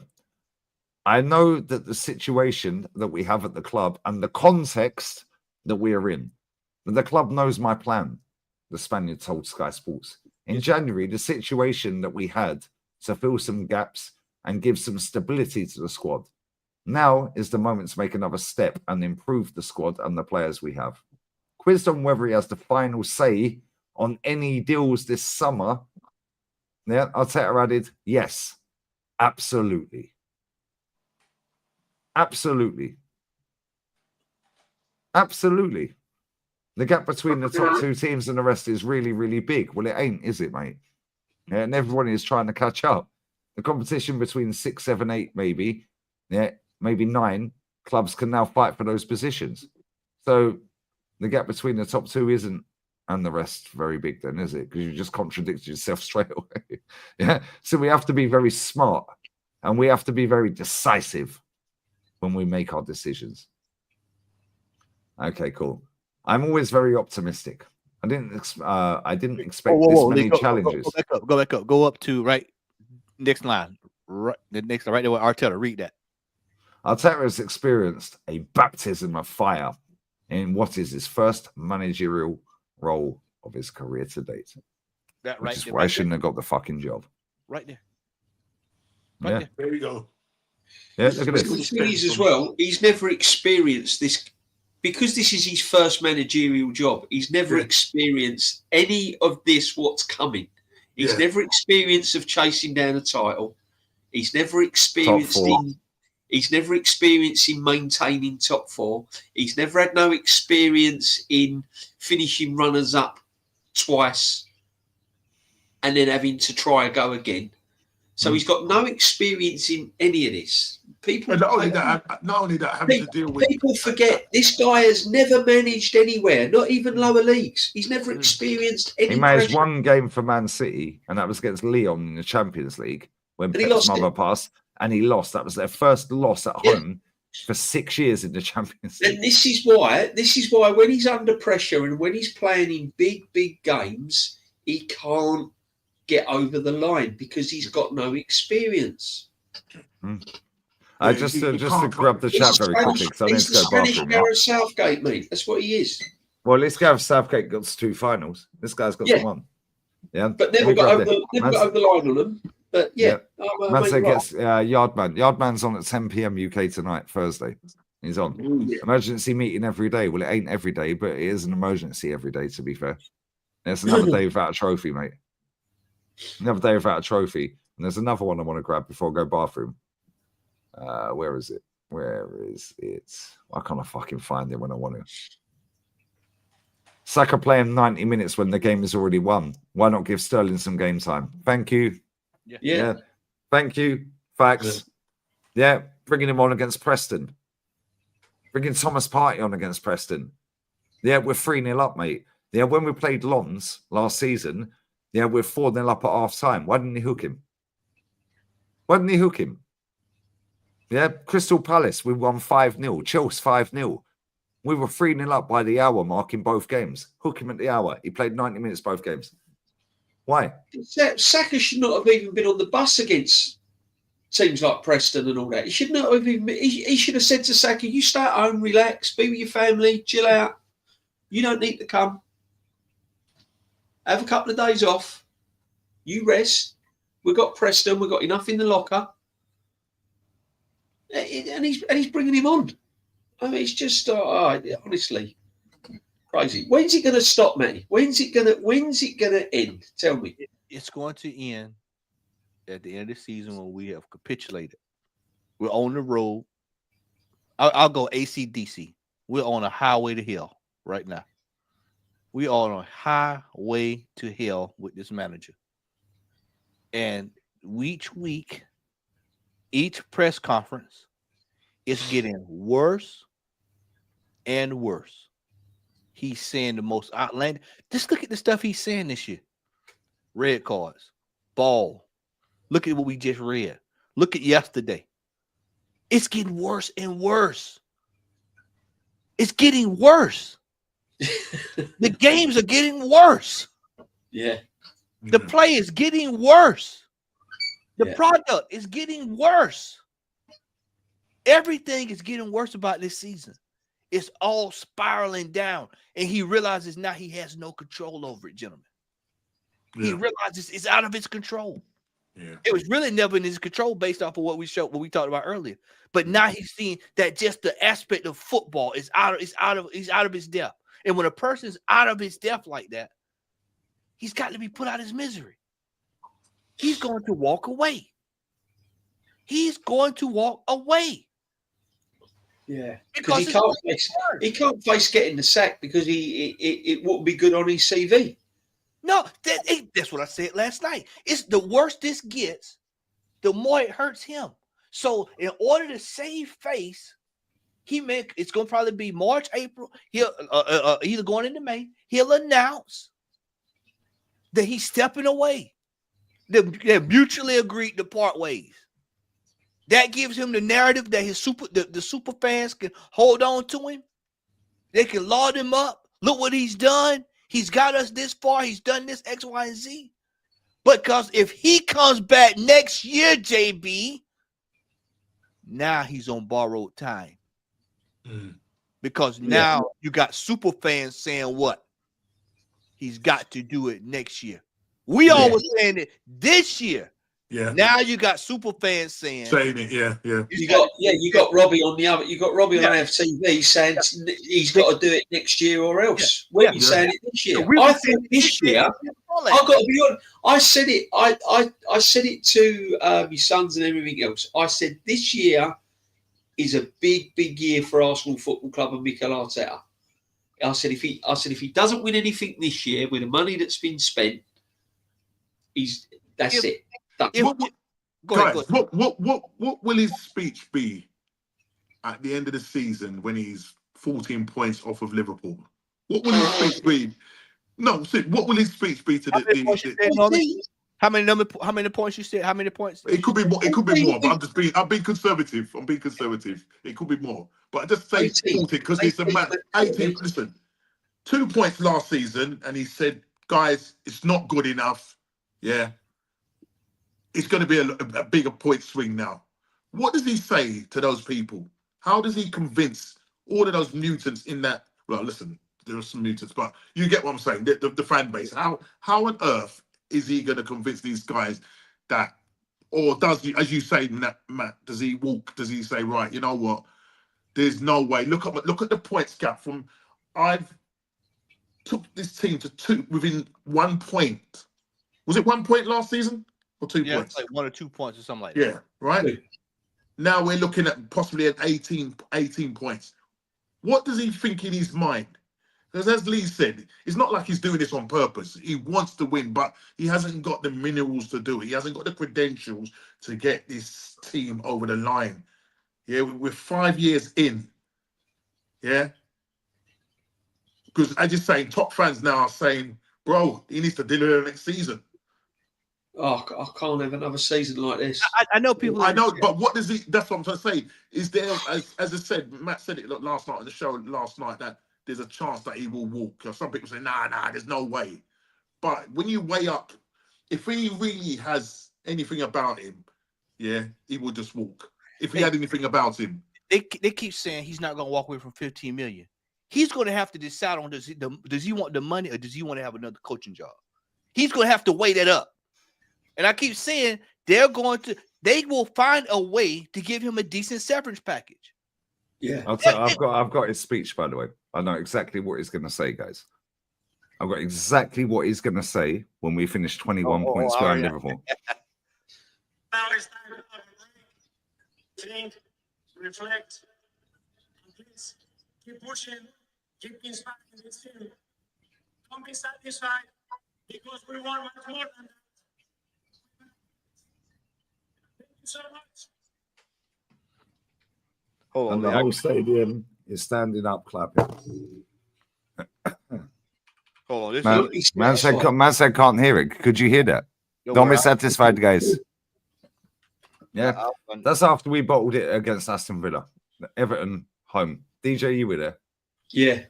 Don't be satisfied. Man said they can't hear it. DJ, when you was there, when you said that, I got you, Lee. Hold tight. I got you. Go on, what was the crowd doing? Sorry. They were standing up clapping. Yeah, like seals. Like seals.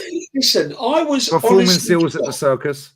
I was honestly shocked. I really thought that, okay, we've just fallen short of winning the league, right? God took it down to the last game. I really thought that they was going to go out, get what we needed, and then when I saw him sign Marino and Calafiori, I said, that's it, done. We ain't winning nothing. We ain't winning nothing. And I went from up here down now, and I've not recovered all season. I've got worse. JB, let's deep this now. People think I'm crazy. I'm looking at people in the chat. Hey, man, he's not going. When 800 million have been spent.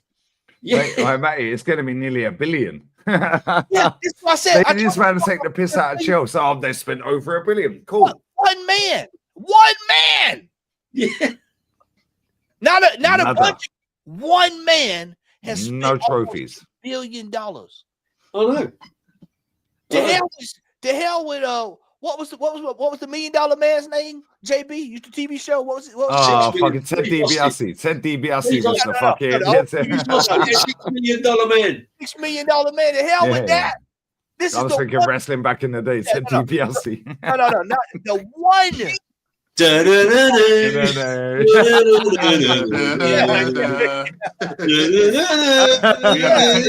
rebuild it. The $1 billion man. And he's running out of here. Yeah. The one. Left back. Goalkeeper. 11 left backs and 8 goalkeepers. Nah, it's pathetic, man. Honestly, if we went through every single one of his fucking signings, it's a shambles, mate. It is. This is what I'm saying, Lee. Like this. How many have actually worked, Matt? It's Odegaard's not worked. Odegaard's just the perfect PR puppet for his fucking process because he's a nice boy. He's a fouled wonder kid. Yeah, but he's got the blonde hair, the blue eyes, Viking settings. He does what he says, doesn't he? Bro, I can't lie. Yeah, I see him today, Matt. You've seen him today. You guys all see him today. That guy has lost weight. There's something seriously wrong with that guy. Bones, like the bones, like the bones on his cheeks are out here. Yeah. He doesn't look healthy. No. Well, he's had a baby. Yeah. Well, he hasn't. Well, maybe he has. You talking Odegaard? Yeah. Odegaard's his missus had a baby. That ain't a reason this guy's fucking looking gaunt, bruv. Yeah. That's also not an excuse for him playing shit. No. He's not healthy, bro. He's not fit to play. You can't blame him for being captain. You've got to blame the manager for making him captain. Thank you. Yeah. If I said to come to you, DJ, yeah, Normski, Matty, chat, and said, right, I'm going to give you the armband for next season. I want you to be the captain of the club. If he says no, now you as the manager can go, well, he's a pussy. Yeah, so of course he's going to say yes. I've got no. Listen, everyone's going to be you're going to have a chance to captain your football club. But what I'm saying is, it should never have been put on his desk. He should not have had that band. He should not have been anywhere near it.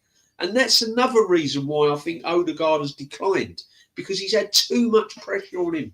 And he can't hack it, hence why Madrid fucked him off. There you go. Exactly. See, because that guy played 11 times for Madrid first team, right? We signed him on loan. He played more times for us on loan than he did for Madrid first team. There's a reason Dani Ceballos still gets games and is balling this season at Madrid after he won us a cup, by the way. Yeah, scored against Sheffield United. Yeah, if VAR was in that game, we wouldn't have got through because there's 2 offside goals onside. All you gotta do is look at when he was at Sociedad. Look at what was around him. He had players that all he had to do was just play the game. There was no pressure on him. There was no. He had players that did the job, did all the heavy lifting. Look at when he was in Holland. He went to Holland. He was on loan in Holland. He's been put as one of the main men of Arsenal with the captain's armband, and it's all. And then he's doing the I get goosebumps now. Yeah. He's got to be front and center because his captain. He's got to do the captain's notes every match day. Yeah.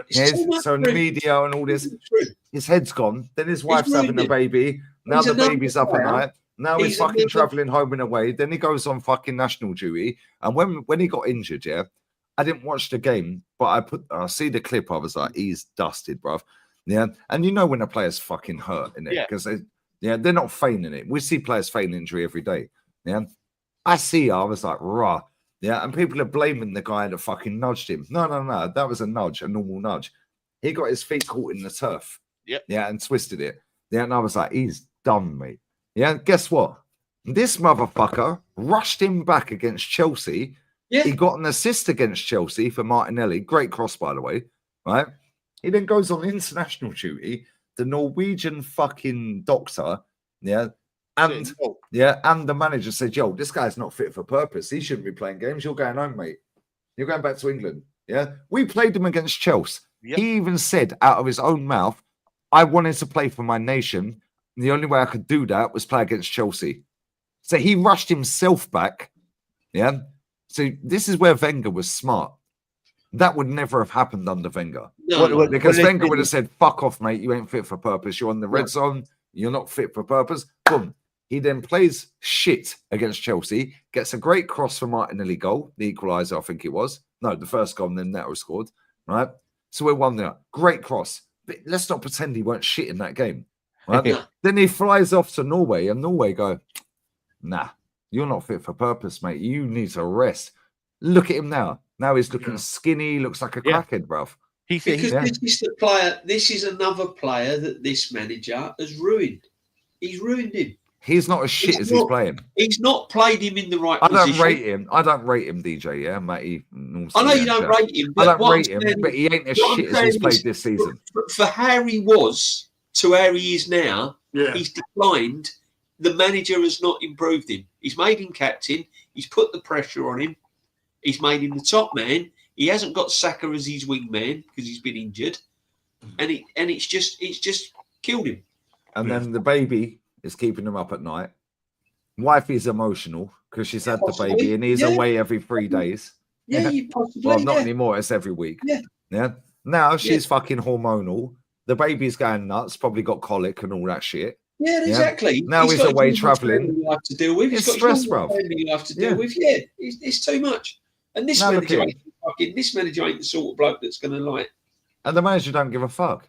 No, he's fucking. The manager's rinsing every player that we have. Pause.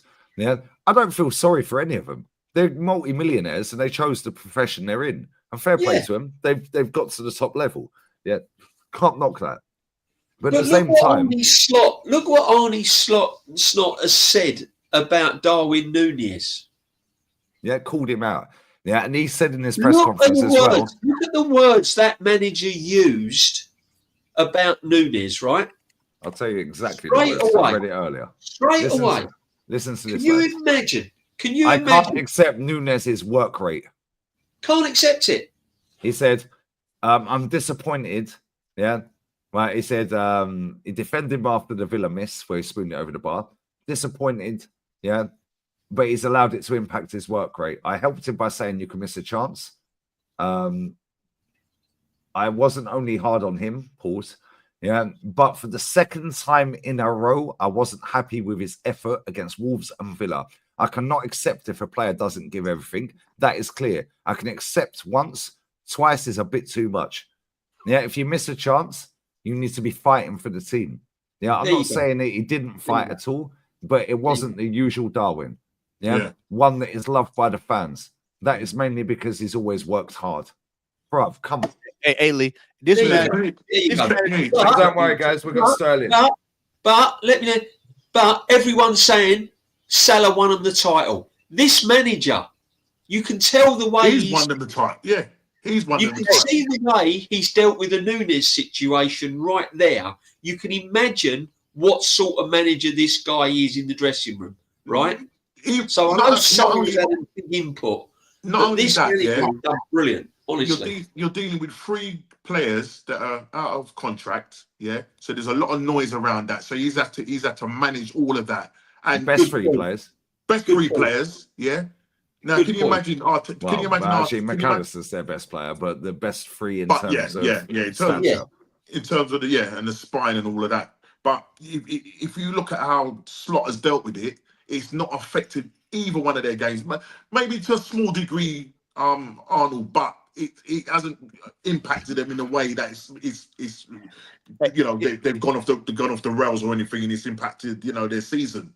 Whereas can you imagine now you've got Saka, and say Saliba and Gabriel. I got one for you. We'd be worse off. He wouldn't be able to manage it. I got one for you. The way Slot just talked about Núñez. See, our manager went after Pepe like that, and then ran him out of the club. Yeah, he didn't motivate the player. He just ran after him. He was out of order, Feel my rap. Aubameyang. He doesn't understand man management. I told Lee, please tell these no man management skills. Please tell these people that when me and you talked this summer, I said Slot's gonna walk into that job. He's going to take that team. He's going to add a little bit of over. And I said, y'all are going to be shocked. He did it. Look, most folks don't know. I watch Ajax. Yeah. What? I know what I'm looking at. I'm telling you, the man has already got it ready made. He's got a Cadillac ready to go. Yeah. So all you got to do is just go in and tinker, manage it. Slot this. I told you this the other day, Lee. Slot did what Wenger didn't do. Slot left and basically, hey, here you go. You take this. Go be successful. Bro, Yeah. I've got his first press conference up right now. Yeah. He was asked about the contract situations of the three players. Yeah. He said, I don't think it would be fair for me to talk about these. These are private matters between the club and the players. The only concern I have, yeah. I'm not actually sorry. That's my bad. Yeah. This is, sorry. 1 sec. Richard Hughes. Right. So hold up. He was asked when he first arrived, Klopp described himself as the normal one. How do you describe yourself? Yeah, I think it's not about what I tell you. Yeah, it's more special what Jurgen did for this club. So he's bigged up the previous manager. When he arrived, he said he was the normal one. But I think what he done made him the special one in the impression that he's left behind. Winning trophies, of course. But the playing style, I think the fans loved it. Maybe he said he was the normal one, but I think the fans see him differently. Maybe not as a person. Well, for what he did as a club was more than normal. Let's put it that way. Bro, come on. Yeah. Yeah. After that, he said about the rivalry with Pep and blah, blah, blah. Yeah. Then the contractual issues. Yeah, issues.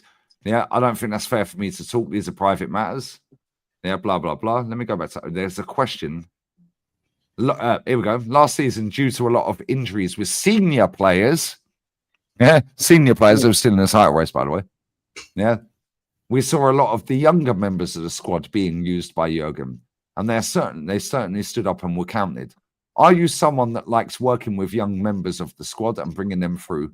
And will they have the same opportunity? Bro, listen to this. And you could tell from day one, this guy, after he broke down fucking Ten Hag, yeah, after he pammed him, right? After he pammed Ten Hag and stood pitch side, breaking down his entire fucking team and his tactics pitch side. Yeah.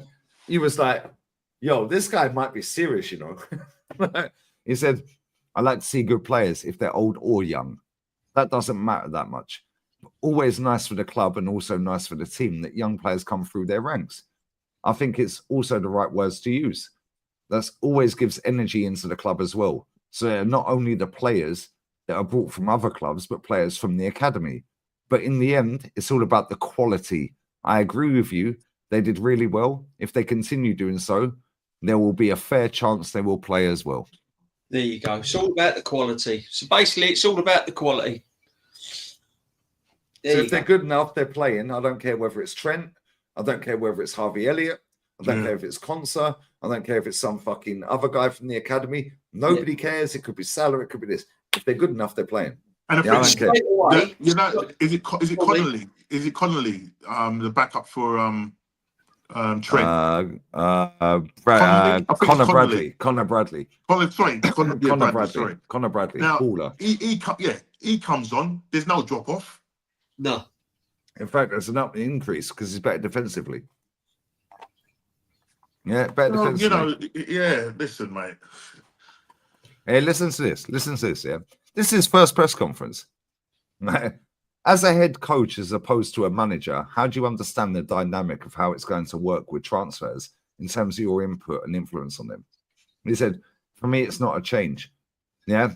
As you might know, because in Europe, we work like this. And I work for Feyenoord and my former clubs like this always. I think there are not many clubs in the world, maybe there are not many clubs in the world where there's one person who decides everything. It's a collaboration between people. Yeah. I don't think there are many sporting directors that bring players in that the manager or head coach doesn't like. There you go. So he's muddied Arteta straight away. There you go. And you've got our fan base turning around saying that, oh, this manager, Arteta's not been supported. Come on. Now check this, right? He carries on. But it's not only the two of us. I think it's the club. This is many more people that can bring in their opinion. And that's the way I've always worked in recent years. Yeah, I like to work like this. Some people would have been put off by the prospect of trying to follow in the footsteps of an iconic figure. Was that something that you had to mull over, or just self-belief that you wanted to take this job on? And no, not at all, actually. Yeah, I think you can look at it both ways. Yeah, there's big shoes to fill. You can also look at it in the way that you inherit a squad and a team of a winning culture. Yeah, and one of the reasons I came here, and there are always more of this. Yeah, but one of the reasons is that I do feel I have a really good team, a really good squad, and I think as a manager, you want to work with a club, yeah, where there are good players with good opportunity to win something, right? He then carries on, mate. This guy's a joke, right? He says, and the past has shown that there is a possibility for Liverpool to win some trophies. You can look at it as a way of the successor, yeah, successor who is someone who was successful before. But I look at it in a way that it's an ideal situation because there's an opportunity to win something. I like to work with players. I like to develop them. But I like to win as well. And there's an opportunity to do that with this club. Bro, he's not mudding Klopp. He's saying, yo, this club's set up for me. I need to tweak. This is Arsene Wenger coming in. Yeah, when he came, the club's set up. We just need to put a fucking little bit of sprinkle on it. He's come into a club and he's put a little bit of sprinkle on it. Yeah. When these men want to sit there and chat shit about, I inherited a world-class squad. Okay, so did Wenger then. Yeah. So did Wenger. Yeah. Jurgen Klopp had the fans singing your name on the final game of the season. Bless up Jurgen for that, by the way. I don't know if you see that video.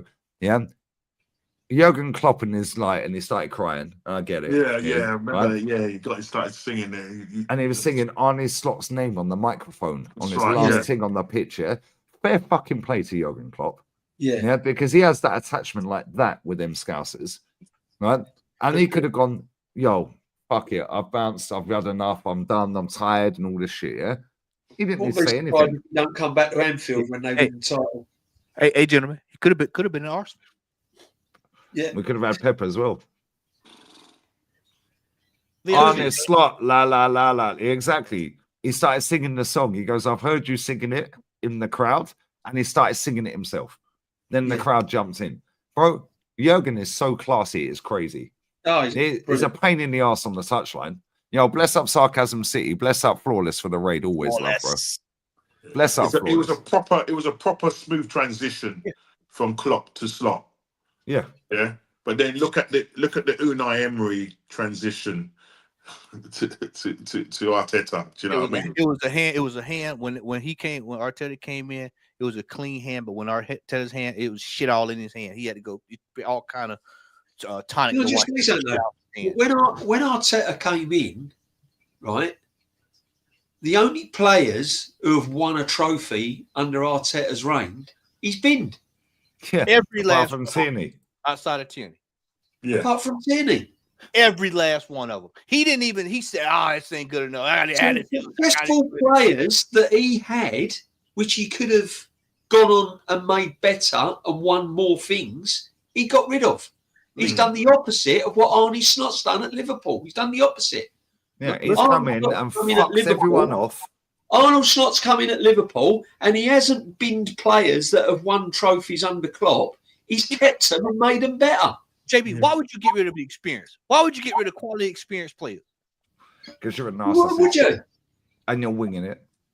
Yeah. You go into a job and you've got a job and you say you go into a job where you're working with computers and you're not very good at it, and there's experienced people next to you working with computers. You're going to work off of their knowledge. You're going to learn off them.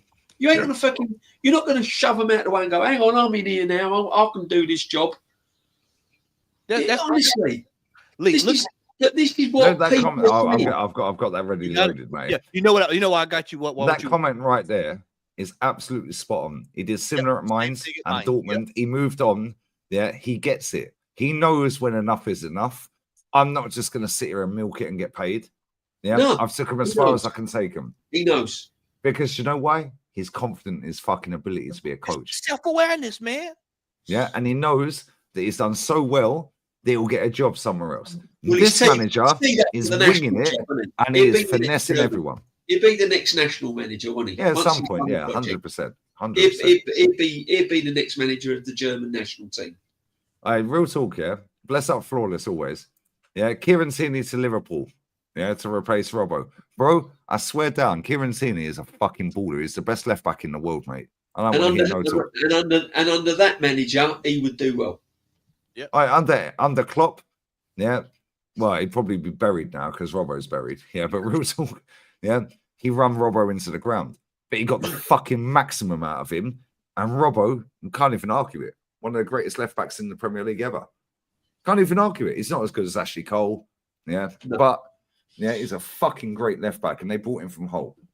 Yeah, let me load this up. Any of you need to bounce at any point, bounce. Yeah, I can carry on. I've got work in 2 and a bit hours. Man, two and a bit hours, you know. Fucking Normski. I've got to go. You I've know got what? work in about. Listen, Yeah, I've got work in about. Oh my god! Yeah, a you gotta little make bit these longer than you, sacrifices, Normski. As soon as we go through this, Lee, I'm gonna shut it down. But I want y'all to see this before we go. Matter of fact, Yeah, go on, mate. We'll all roll out together. Yeah. Look at this. Look at this right here. We're a family. Look at what Slot was working with. Look at them numbers over there, Lee. Look what he was working with over there. Feyenoord. Look at this. Look at this. Market value. They brought him 13 million market value. Look at this. 400k. That's crazy figures. Does anyone know these names? 400k. That's his market value. That's not what they brought him for. That's his market value.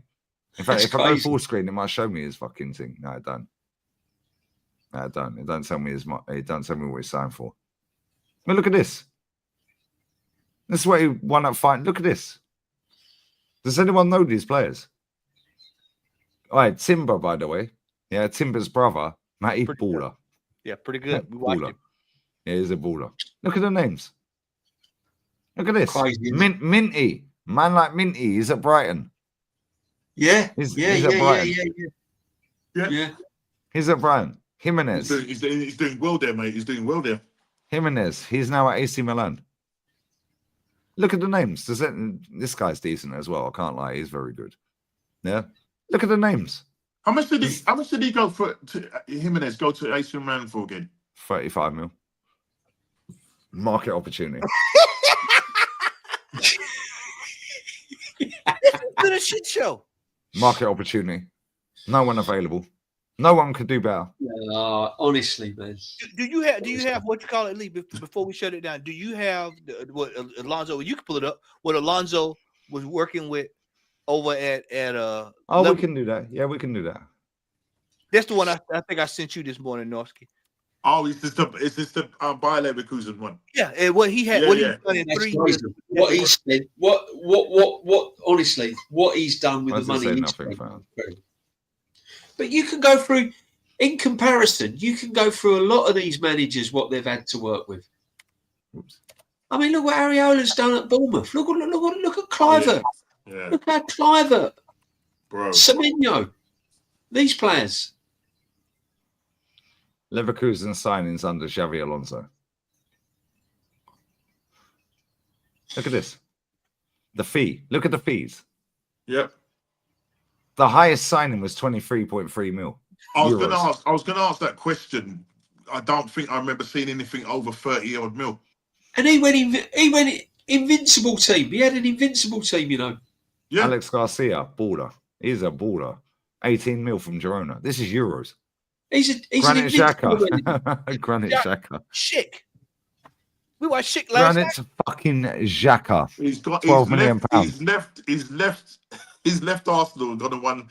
Look at this. Borja Iglesias on loan. Unbelievable. Xhaka left Arsenal becoming an invincible. Oh my gosh. Grimaldo. Free from Benfica. Wow, Benfica done fucked up. They fucked up. Look at this. Look at all these free signings. JB, what did I tell you last night, JB? When we were sitting up late last night, I said, JB. Emi Buendia. I said, where are the players at? Hermoso. Free. Loan. No, loan. The free transfers, the Loan. £100,000 players. Exactly. No, Matt, you said it. Where are they at? These are the sort of players that end up at places like Brighton and places like that. Look at this, yeah. 16 players with a fee. 146 million euros he spent. Wow. That's what, 120 mil? We spent 112. We spent nearly that on fucking Declan Rice. One player. Yeah, that's Put that into nearly euros. the That's cost- how much nearly he's. the cost of That's Declan nearly Rice. how much he spent. Now people think we're crazy, but I want to illustrate the look at what our manager 800 million. Yeah, but mate, it's a farmers league. Well, that, hey, The the crops, Farmers League. hey, the crops looking pretty good, ain't it? The crops Right, the looking. farmers keep harvesting trophies. See corn. I see watermelons. I see collard. There'd be more I'm seeing merch potatoes, dropping soon. tomatoes. I'm seeing Yeah, beetroots. There'd be more merch dropping soon because Easter's on the way. There'd be more merch dropping soon for the old Easter presents. There'd be more. The t-shirts will be coming out. The polo Look at that, shirts. 100k for Noah and Bamba. And I guarantee you now, he's better than most Premier League midfielders. Guarantee you right now. Ronaldo, left back, free transfer. Benfica. These are free. What I just tell y'all about freeze. Mate, look at this. Look. 2 million. Gustavo Puerta. Man's called Gustavo Doors, bro. Puertas. Botaga. Yeah, Botaga. Bogota, sorry. From Colombia. Yeah, from Colombia. Man's from Bogota, 2 mil. Defensive midfielder, Salzburg, 2 mil. This guy, goalkeeper, Man United, 5 mil. Monaco under 19s, attacking mid, 6 mil. Bro, you take a punt on that guy, it don't work out, boom, you bid him for 12 mil. Yeah, I don't know what to fucking say, man. Look at this club. Yeah, America, yeah, Brazilian League, 7 mil. Yeah, attacking mid, Jonas Hoffman, Mönchengladbach, 10 mil. That's like £8 million. Look at the signings, bro. Look at them. 15 mil. Xhaka, 15 mil. So 15 mil. Alex Garcia is a bad boy. I can't lie. That guy's a cold baller, bro. Yeah, that's £15 million. Yeah, Martin Terrier, 20 million euro. That's £16 million. Boniface, 21 million euro. That's what, 17 mil. Teller, 23.3. From That's where? what? From where? Oh, Southampton Championship. Mate, we do this all the time, innit? What I told y'all. What I told you, JB. Look at this. Boniface came from Union St. Gilles, bro. Look at this. Who's the striker at Leeds United? The striker at Leeds. Who's the striker at Leeds that's banging them in? Yeah, he's not a striker. He's Somebody in the chat, I know. Somebody. he's Brazilian. What's his name? He's not Brazilian. Fucking baller at Leeds. What's his name? Is it Furpo? Firpo, Junior Firpo. Is not, isn't it? That's the guy. No, is it him? Yeah, Junior Firpo has been balling this season. I can't lie. He's been balling. Who is the main man at Leeds? The chat, I know. I guarantee you. Give him yeah, Furpo. How much did they buy Junior Firpo for? Bro, this is the club that signed fucking Rafinha. Yes. Yeah. Look at Rafinha. Man is saying, yo, he could be a Ballon d'Or contender this year. Away at Leeds. And I'll be real. Yeah. He's up there. Lee. And we wasn't serious about going after him. You remember when they went down and it was mentioned, he was like, you know. Yeah, we didn't even try to go say, hey man. Pirro. Okay, Pirro. Let's have a look at this guy. Let's have a look at his stats. Yeah, Joel Pirro, Dutch footballer. Stats. Let's have a look at this guy.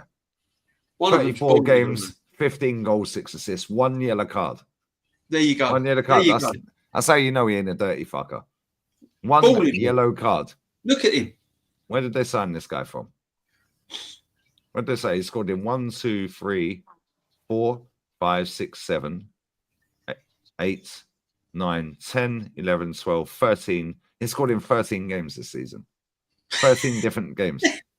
Yeah, 13 different games out of 34. Yeah. Mark it. He's not playing. By the way, he plays 6 minutes in one game, 6 in another. I got an assist off of that one. Goal off the bench on that one. Yeah. 64, 18. Yeah, 20 minutes, 19 minutes, 77. No, yeah, I'll tell you how many starts he's had. Yeah, starting 11, 24 out of 34. So he started 24 games. Market opportunity. Market opportunity. This guy was in the Eredivisie. Bro. Oh, we saw the goal last night, chat. We watched it last night. We saw the goal. We saw the goal. This guy's played one game in the Europa League. He's played one game in the Europa League and scored twice.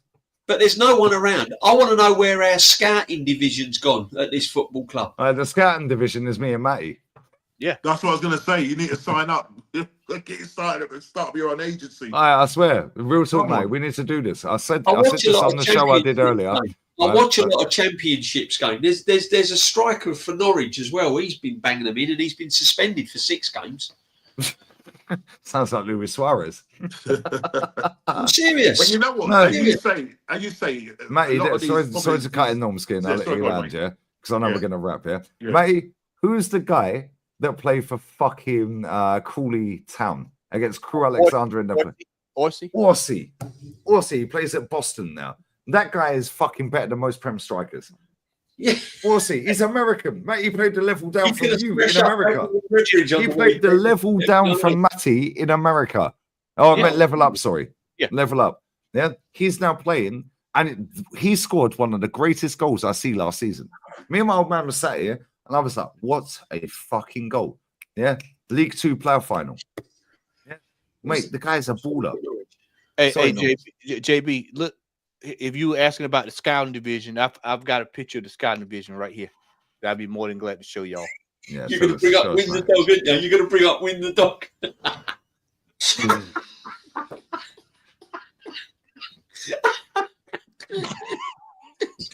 Mo, Larry, and Curly, bro. That's where we're at. Yeah, Burnley have Marcus Edwards. They got him from Sporting. Where did Sporting get him from? The joke is, right, Curly looks like Hey, Northside. Curly looks like Larry looks like.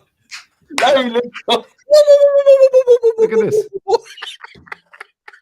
Oh my word.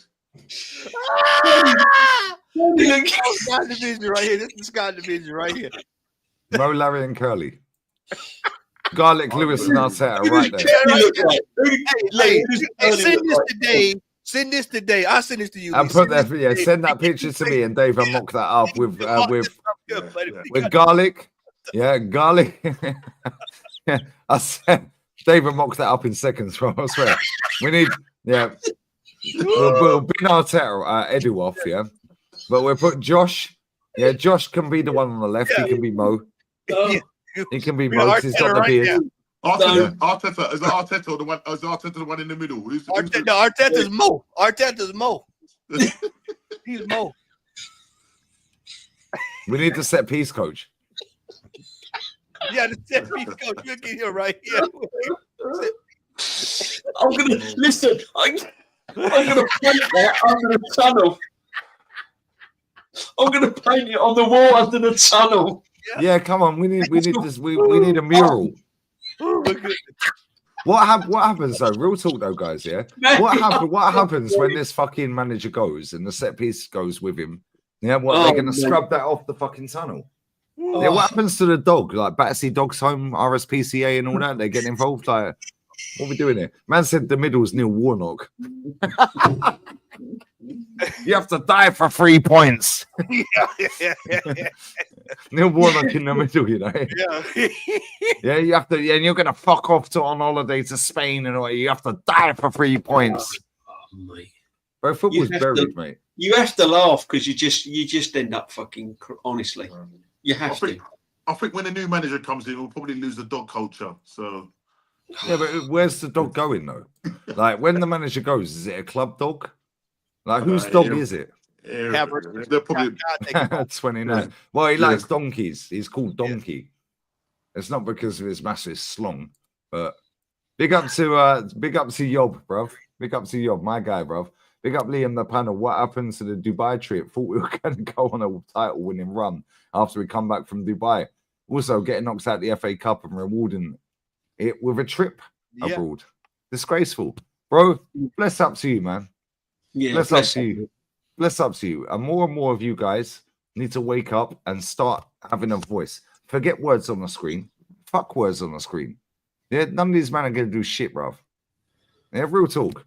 They're not going to do nothing. Yeah, they chat, and do nada.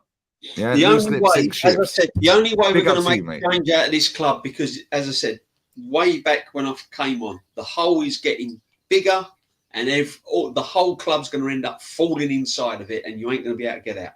Yeah. Facts. Yeah, facts. Listen, we are going to wrap. Whose life that we like? Oh, Big up JTI. 18 months, work rate crazy, bro. I can't lie. I miss Potsy's show. Yeah. Deadline day, 11th hour. World-class striker came in. Matty filled the gap. Yeah. Listen, I had a hamstring injury, guys. He'd run me into the ground. Pause.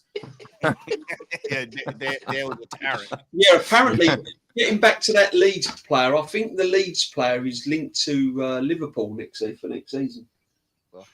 Yeah, but this is the thing. It's like we look at these players, Matty. We do this all the time, innit? And we sit there and then we start Googling them. And then we're like, yo, that's how we found Eunice. Yeah. Eunice. Bro, Eunice is better than any midfielder that we've got at our club. No. Crazy. And he was 5 mil and he's on £15,000 a week. 5 mil euros. Who was That's that 4 18-year-old we was looking at last night? Tory. That was looking baller. that was making runs like Patrick Vieira. Yeah, but yeah, running through midfield. Crazy. Who did he play for, Matty? Who did he play for? That Torre guy. Who did he play for? Hold on, let me Google it because he played for some off. He was running through midfield, and I said, "Yo, Abu Dhabi region." You should have looked at this player. Honestly, he was just Normski is struggling to stay awake. DJ he starts working about an hour. That's it. I'll be like that. Yeah, Hoffenheim's midfielder is better than all of our midfielders. Nah, it's crazy. Me and Matty do. Matty, I said this on the stream earlier. I just dropped him in the chat for people that want to go check him out. Go check him Yeah. out. 18 years old. Bazumana Torre. Yeah, that guy, go and check his highlight reel. And I know highlight reels are not always the greatest thing to do, but guess what? I guarantee that guy's worth about €5 million, and he's probably on about $4,000 a week. What's the risk? There's no risk. And he's going to end up at a team like he's going to end up at Crystal Palace or Brighton or something like that. Yeah, Brighton, they'll sell Believer. They'll go and get him, and everyone will go, fucking hell, who's this guy? Then they'll sell him for 70 mil to Chelsea. Yeah. Oh, yeah. Ivorian footballer. Yeah, he's a baller, bro. You know he's tough nails. You know Incredible. Nah, it's jarring. Yeah. I said earlier on my stream when I had the Chelsea boy on the banner up, yeah. Bless up to him, big up dudes, yeah. Right. I said, pay me 10 grand a month, pay Matty 10 grand a month, sack all your scouts, and me and Matty will still do our jobs. It's his job. We'll still do our job. Yeah, we'll still do our job, and we will find you more ballers than these scouts are fucking finding you, mate. Yeah, crazy. Yeah. It's embarrassing. That's the one thing Arsenal. That's the one thing Arsenal really done badly was getting rid of the scouting set up in Arsenal. Yep, that right there. That really hurt us big time. Big time. But the scouting network now, mate. You showed it on screen the other week. The scouting network now is a disgrace, mate. Yeah, sack everyone, sack them all. Pay me and Matty 20 grand a month. Yeah, 10 grand each. Yeah, and we'll fully find you ballers for 1, 2, 3, 5 million euro on 3, 4 grand a week. Yeah, flip them. Yeah, flip them. That goes towards the main team. Yeah, play them. One comes good, bang, you got a baller. If they don't come good, bang, you sell them. You're telling me that them ballers, DJ, yeah, that we looked at last night, but not better than Fabio Vieira? Oh, come miles. Yeah, it's jarring. Listen, just as live, we are going to wrap. Although he banged in a quality goal the other night, Fabio, didn't he? He scored a good goal the other day. Yeah, first thing he's done in about 4 years. Yeah, exactly. All right, Jester's live, so we're going to rate Jester. Yeah, he plays Gran Turismo, guys. He's pushing for top 25 in the world as well. Normski, you be careful, my friend. You got to get up there in a minute. Hey, Norm, this is what you do. You just go ahead and drive to work and go to sleep and then set the alarm. Just wake up while you're at work. That's what I'm gonna do. Believe. Get a can of Prime. Yeah, get Tommy to drop. Oh no, Tommy's unavailable. Sorry, don't get the Arsenal Prime now. Don't get to go to the members get the Arsenal Prime. You're gonna sleep. Oh, mate. Don't worry though. When the doggers start licking your face at about 6, 7 in the morning, yeah, she'll be buzzing. When the doggers start licking, like she'll want playtime. Pause. Yeah, but no, real talk. Bless up to all you lot. He's quick Bless as well, up to isn't he? He's quick, this guy. Guys. That guy's class. All right, DJ, shout your thing out. Pause. What you got coming up? Yeah, I just got History Channel with Jez on Tuesday. I'm going to try and get on with Normski and Jez tomorrow. I think Jez is going to send me the link, and but I'm got a few things going on tomorrow. But I will try and jump on. Yeah, you mean a siesta? Other than that, it's what's it? Oh, is it FA Cup? Yeah, we ain't got a game this weekend, mate. Oh, that's so right. Relax. Yeah, FA Cup weekend. So that means it's another holiday for Arteta and the Merry Men. Yeah. And then it's obviously PSV. I'll be there for my sins. Oh no, that's the week after. Sorry, we're away first leg. So yeah, and I'll be around on different channels and stuff. So always a pleasure, guys. Thank you very much. Always a pleasure. For coming on, man. Matty, Always appreciate you, man. Get some rest, man. Get some rest. And Northside earlier, and everyone, and all the lovely people in the chat. Bless up. Bless up. Go to bed, man. Norms, I know you got to get up, man. Yeah. So big up. See you later, Bless up, DJ. Yes, brother. Yeah, man. DJ, take care, bro. Big up Normski always. Normski looks like he's had enough of life, bro, let alone Arsenal. He's like, shit, fucking what have I got? It's like a Danny Dye clip. I'm shitting myself. I've got matchsticks here, bro. You know what I mean? I was tempted Bro, to get how are you going to get up in 2 hours? Like, I'm tempted to get the old light bulbs out. When you get them out on your stream, bro. I'll do that for another stream. We'll do that for another stream. But now, shout your channel out, bro. Bless up for coming through. Yeah, Normski TV. Tomorrow going on with Jez, and on I think it's on. Normally do a match reaction with Rashid after the Champions League game. And I'll do my match reaction, and on a Wednesday I'll do a podcast with other top 6 teams. You know what I mean? So yeah, big up to everybody. Thanks for having me on again, Lee. And bro, listen, man, it's peak right now. It's peak right now. But that's what I'm gonna say. It's peak right now. Nah, bless up. Go to sleep, man. Go to sleep. Hey, if you need a call to wake you up for jazz tomorrow, let me know, man. Yeah, because Matt is way behind on time, so he's still yesterday. What time, Matty? What time is it? What time is it there now? 11. Yeah, he's still on fucking Wednesday, bruv. Yeah. Yeah, it's 5:15 in the morning. Hey, I'm like top dooners. I'm behind y'all. I ain't caught up. Y'all. He's in deficit right now. I'm surprised. I'm surprised the missus having a go at me because I'm talking really loud. I've got a very loud voice. Bro, she's probably getting up for work in a minute, and she's gonna go, "Yo, what are you doing?" Yeah, and you go, "Oh, I've been asleep. I stepped on the sofa. I didn't want to wake you up." I've got to sneak upstairs now. I've got to sneak upstairs. I'm in the kitchen. Hey, Lee, he's going upstairs like this. He'll be crawling going upstairs. Yeah, he's leopard in the deer settings, bro. The leopard never misses, bro. Do you know what? I'll go because I'll get up about 6:30. So I'm literally. I said 6:30. That's 2 hours, you know. 2 hours. Yeah, I can deal with that. I don't know. Kenny's the same. Kenny's always awake. No matter what time I text him, he's awake. Kenny's like. Am I lying, Matt? He's always awake. I mean, you can call Kenny anytime. I mean, I've had him message me sometimes at like 4 in the morning. I'm like, bro, you woke. You know, if I text Kenny now, it's 4:15 in the morning. I guarantee he replies. Yeah, it's like, how the fuck are you awake, bro? When I got Matty, I said to you like after we got off stream and sat backstage here, I said I'm gonna put my head in that pillow and I'm gone. Yeah, I would have woke up with the alarm. Yeah, but I was gone in 60 seconds, bro. Literally. But Norm's go, man. Go. Listen, leopard Lee, and the deer, bro. The leopard never misses, you know. I haven't forgotten to send you my number. What I'll do is if Matt's got my number. I got it. Yeah, Matty text me. It would be easier rather than doing what's Instagram or I got you. third party. Yeah, come on. People, take care, yeah? Bless up. Thanks. Always appreciate you, man. Love Normski always. Make sure you sub to his channel, Matty. I swear down, yeah. Bro, I will fully take 10 grand a month for this club to pay me to be a fucking scout. Man, bro, that'd be a dream come true. I'd give up photography for that. I'd still do my own thing. Easy work, bro. We don't even need to leave the gaff, Matty. Easy work. You don't need to go and scout them right in front of them. Tape. Just, The tape. bro, They're hiring Eunice. They're hiring rappers, man. Bro, they got a mural, yeah, of Chunks. I mean, The set piece coach. Win the dog. They can't pay us 20 grand between us every month. to go scout. Yeah, and I don't need to leave my gaff, and I'll still do what I'm doing. Yeah, and I'll find them, and you'll find them, we'll find them better players, yeah, than they're recruiting now. Our academy stinks, Matt, yeah? Right, let's be real. We've got a 22-year-old on the bench that went out on loan twice, didn't score a goal in 24 games. Hit the side of a ball. And we're watching Eunice. 5 million euros, that's 4 million quid. Yeah, 15 grand a week.